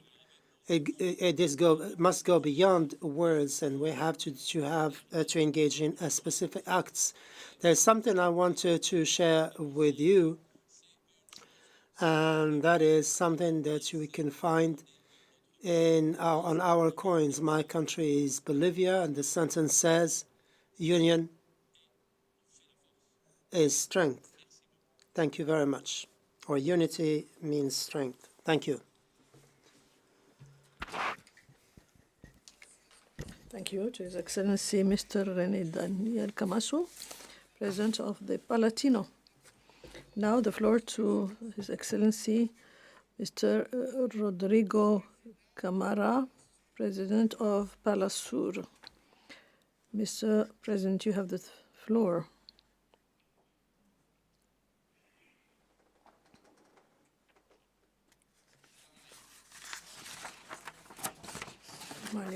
Good morning to all.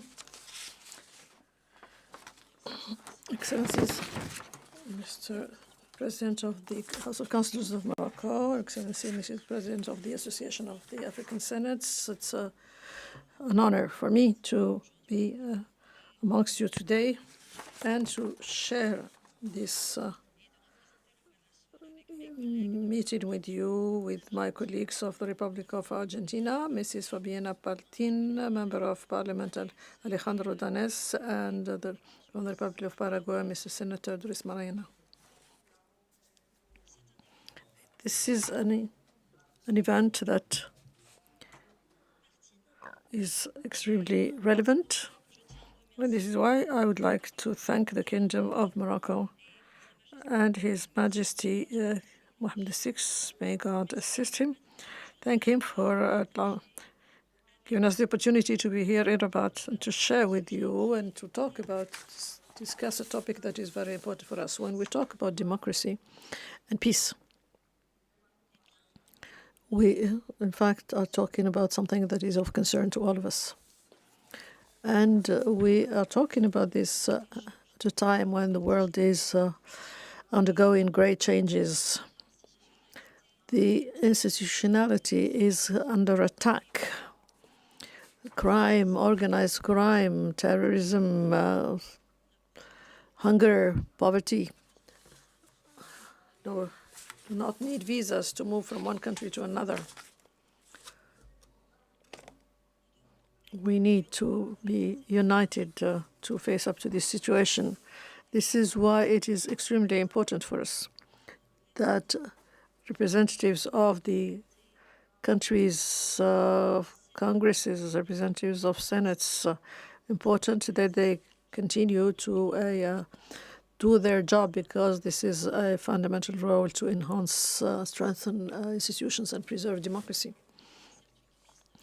Of course, there is a crisis of representativity because of the different electoral systems. There are sometimes gaps in certain systems. We also come under attack from different groups that who try to modify reality so that the people do not get to the right information. A lot of false information going on. So a lot of responsibilities, but not very many rights when it comes to doing our jobs. This is why it's very important to say that union is what is going to make us strong. Based on our experience in South America, we know that the fact of working together, working with the representative institutions is what has enabled us to consolidate the space that is our space and to offer better responses to the expectations and of our people. If we work hard, then they will trust us. If we work together, then we will be able to make sure that decisions taken are the right and correct ones. We have not come here in order to give lessons. We have not come here to say what is positive, what is negative, what is good and what is bad. What we have, our task is to bring our contribution and to learn also from you. We have to learn from each other, exchange what we know, our experiences, and see how together we can best face up to all the problems and challenges that we are faced up with.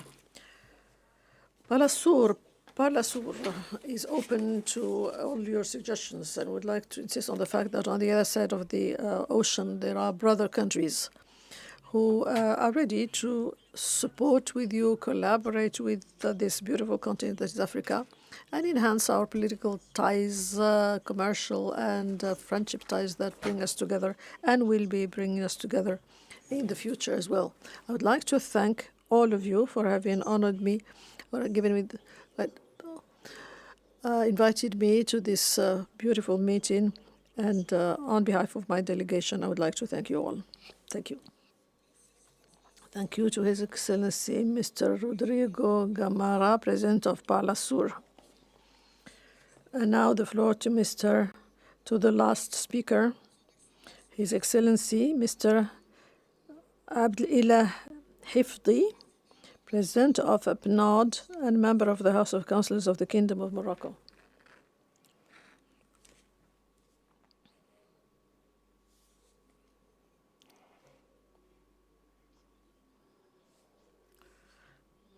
And in the name of Allah, may peace be upon him.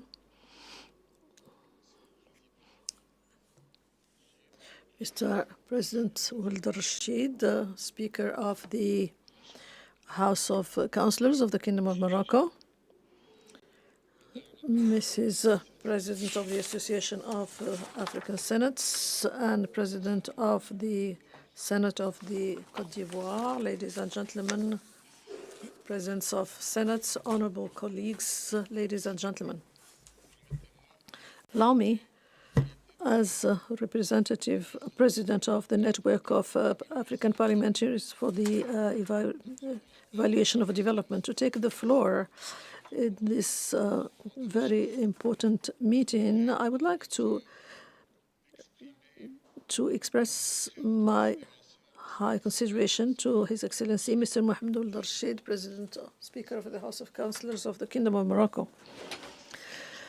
Through his commitment, and thanks to his commitment and his vision, he has managed to make of interparliamentary cooperation and the dialogue, South-South dialogue, instruments that help us work together, instruments for solidarity and common work within our parliament. So all our gratitude to the Mr. Speaker of the House of Representatives. Thank you for your efforts on behalf of the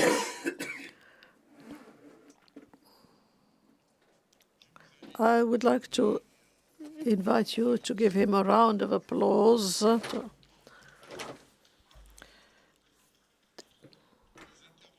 The presentations that were made this morning have highlighted the role of the upper chambers in the consolidation of democracy and the preservation of peace. I would like personally to propose a new complementary additional insights by highlighting, putting at the heart of our thinking, a determining factor that is the evaluation of public policies. Excellencies, democracy is not limited to elections, or should not be limited to elections. neither to the production of the norms, that is, legislations. Democracy is judged upon the results. This is precisely where evaluation comes into play. Evaluation comes when we try to evaluate public action, but it's also a tool for shedding light on public decisions. It enables decisions to make the right choices, more efficient and more adapted choices to realities. It does not just observe, it orients, it corrects, it improves, but evaluation is also a very important a major democratic tool that contributes to renew the ties of trust between the people and their government by bringing in transparency, by making results objective, and by it restores credibility of public actions.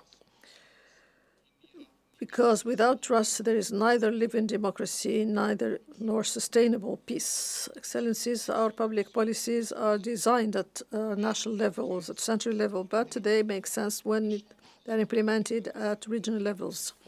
The chambers, as emanations of the territories, of course, have a very important role to play in this respect. They are the voice of the locals, the work, and they express, of course, the expectations of the citizens. This vocation finds its role in consecration in Parliament. Hence, the Constitution of the Kingdom of Morocco, in its Article 139, talks about the participation of the regions and territorial regions, and talk about the role in order to design territorial regional policies through their representatives at the House of Councillors. These, they, of course, talk about the function of the Parliament, that is, the co-construction of public policies, starting from the regions. This is precisely this capacity to integrate regional realities. It is at this level that we can judge the quality of democracy and the solidity of peace. Public policy that is disconnected from its regions leads to disequilibriums and frustrations. By contrary, a policy that is built with the help of the territories and the regions is going to generate, enhance inclusion, bring down tensions, and build cohesion. But this requirement cannot be fully accomplished unless we have the full involvement of the citizens themselves. The citizen is the recipient and the ultimate judge of the public policies. He should be associated upstream for the expression of the needs, and this is ex-ante evaluation. This is the third phase of the evaluation. And during the policy, the appreciation of the implementation, that is an itinerary evaluation, and downstream in the evaluation of results, that is after the implementation of these policies, public policies. And this is the ex-ante, the ex-post evaluation. This is where we find the conversion between democracy, representative democracy, and participatory democracy. This is a convergence which enhances the legitimacy of the public action and consolidates public trust. Excellencies, evaluation, assessment of public policies is an imperative. It's a must democratic tool for our countries. However, allow me to highlight two major challenges that we are collectively faced with. The first challenge is about the insufficiency of the institutionalization of evaluation. Not enough. It's unequally used by different institutions. In many African countries, evaluation does not really have the anchoring, formal anchoring that is and fully integrated within the skills and the responsibility elements that we need to make our ambition very clear. We have to make evaluation a very essential function of the parliamentary actions. The second challenge is credibility of the evaluation, which is connected of course, to its independence when the condition of the realization of evaluation do not give us enough distance between the person who evaluates and the person evaluated. There are risks that the objectivity of the judgment can be altered. A real evaluation should be independent. Otherwise, it loses its force and its legitimacy. When the public speech loses its credibility, it is the trust of the citizens that is eroded, and therefore the democratic link is more fragile, and this can affect the stability and the social stability and social peace. This is why we have to guarantee the independence, the rigor, and the transparency of the evaluation. It is important. It is a prerequisite, fundamental for the democratic vitality. Allow me to conclude by talking about this conviction. Democracy can be enhanced by the proof, and the proof in terms of public action is provided by evaluation. Without evaluation, there is no responsibility. Without responsibility, there is no trust, and without trust, there is neither solid democracy nor sustainable peace. And this, at the scale of our commitment, this lies in the articulation between regions, citizens, and central government. And this is how we can have a living, vibrating democracy. And I thank you for your attention. Thank you to His Excellency, Mr. Abdelilah Hifdi, President of APNOD and member of the House of Councils of the Kingdom of Morocco. Dear colleagues, ladies and gentlemen, I think we have exhausted the list of speakers for this morning. In compliance with the program, we have finished the first part of our proceedings. I would like very sincerely to thank and congratulate all the speakers for the quality of their speeches, the relevance of their analyses, and their proposals. I would like to thank each and every one of you. I'm convinced that we will go from this conference with a lot of learnings. Congratulations to all of you, dear colleagues. And now, it's my pleasure to announce that Mr. Mohammed Ould Rashid is offering us a lunch. So we're invited to a lunch offered by the Speaker of the House of Representatives. So we're taking our lunch break, and thank you for your attention.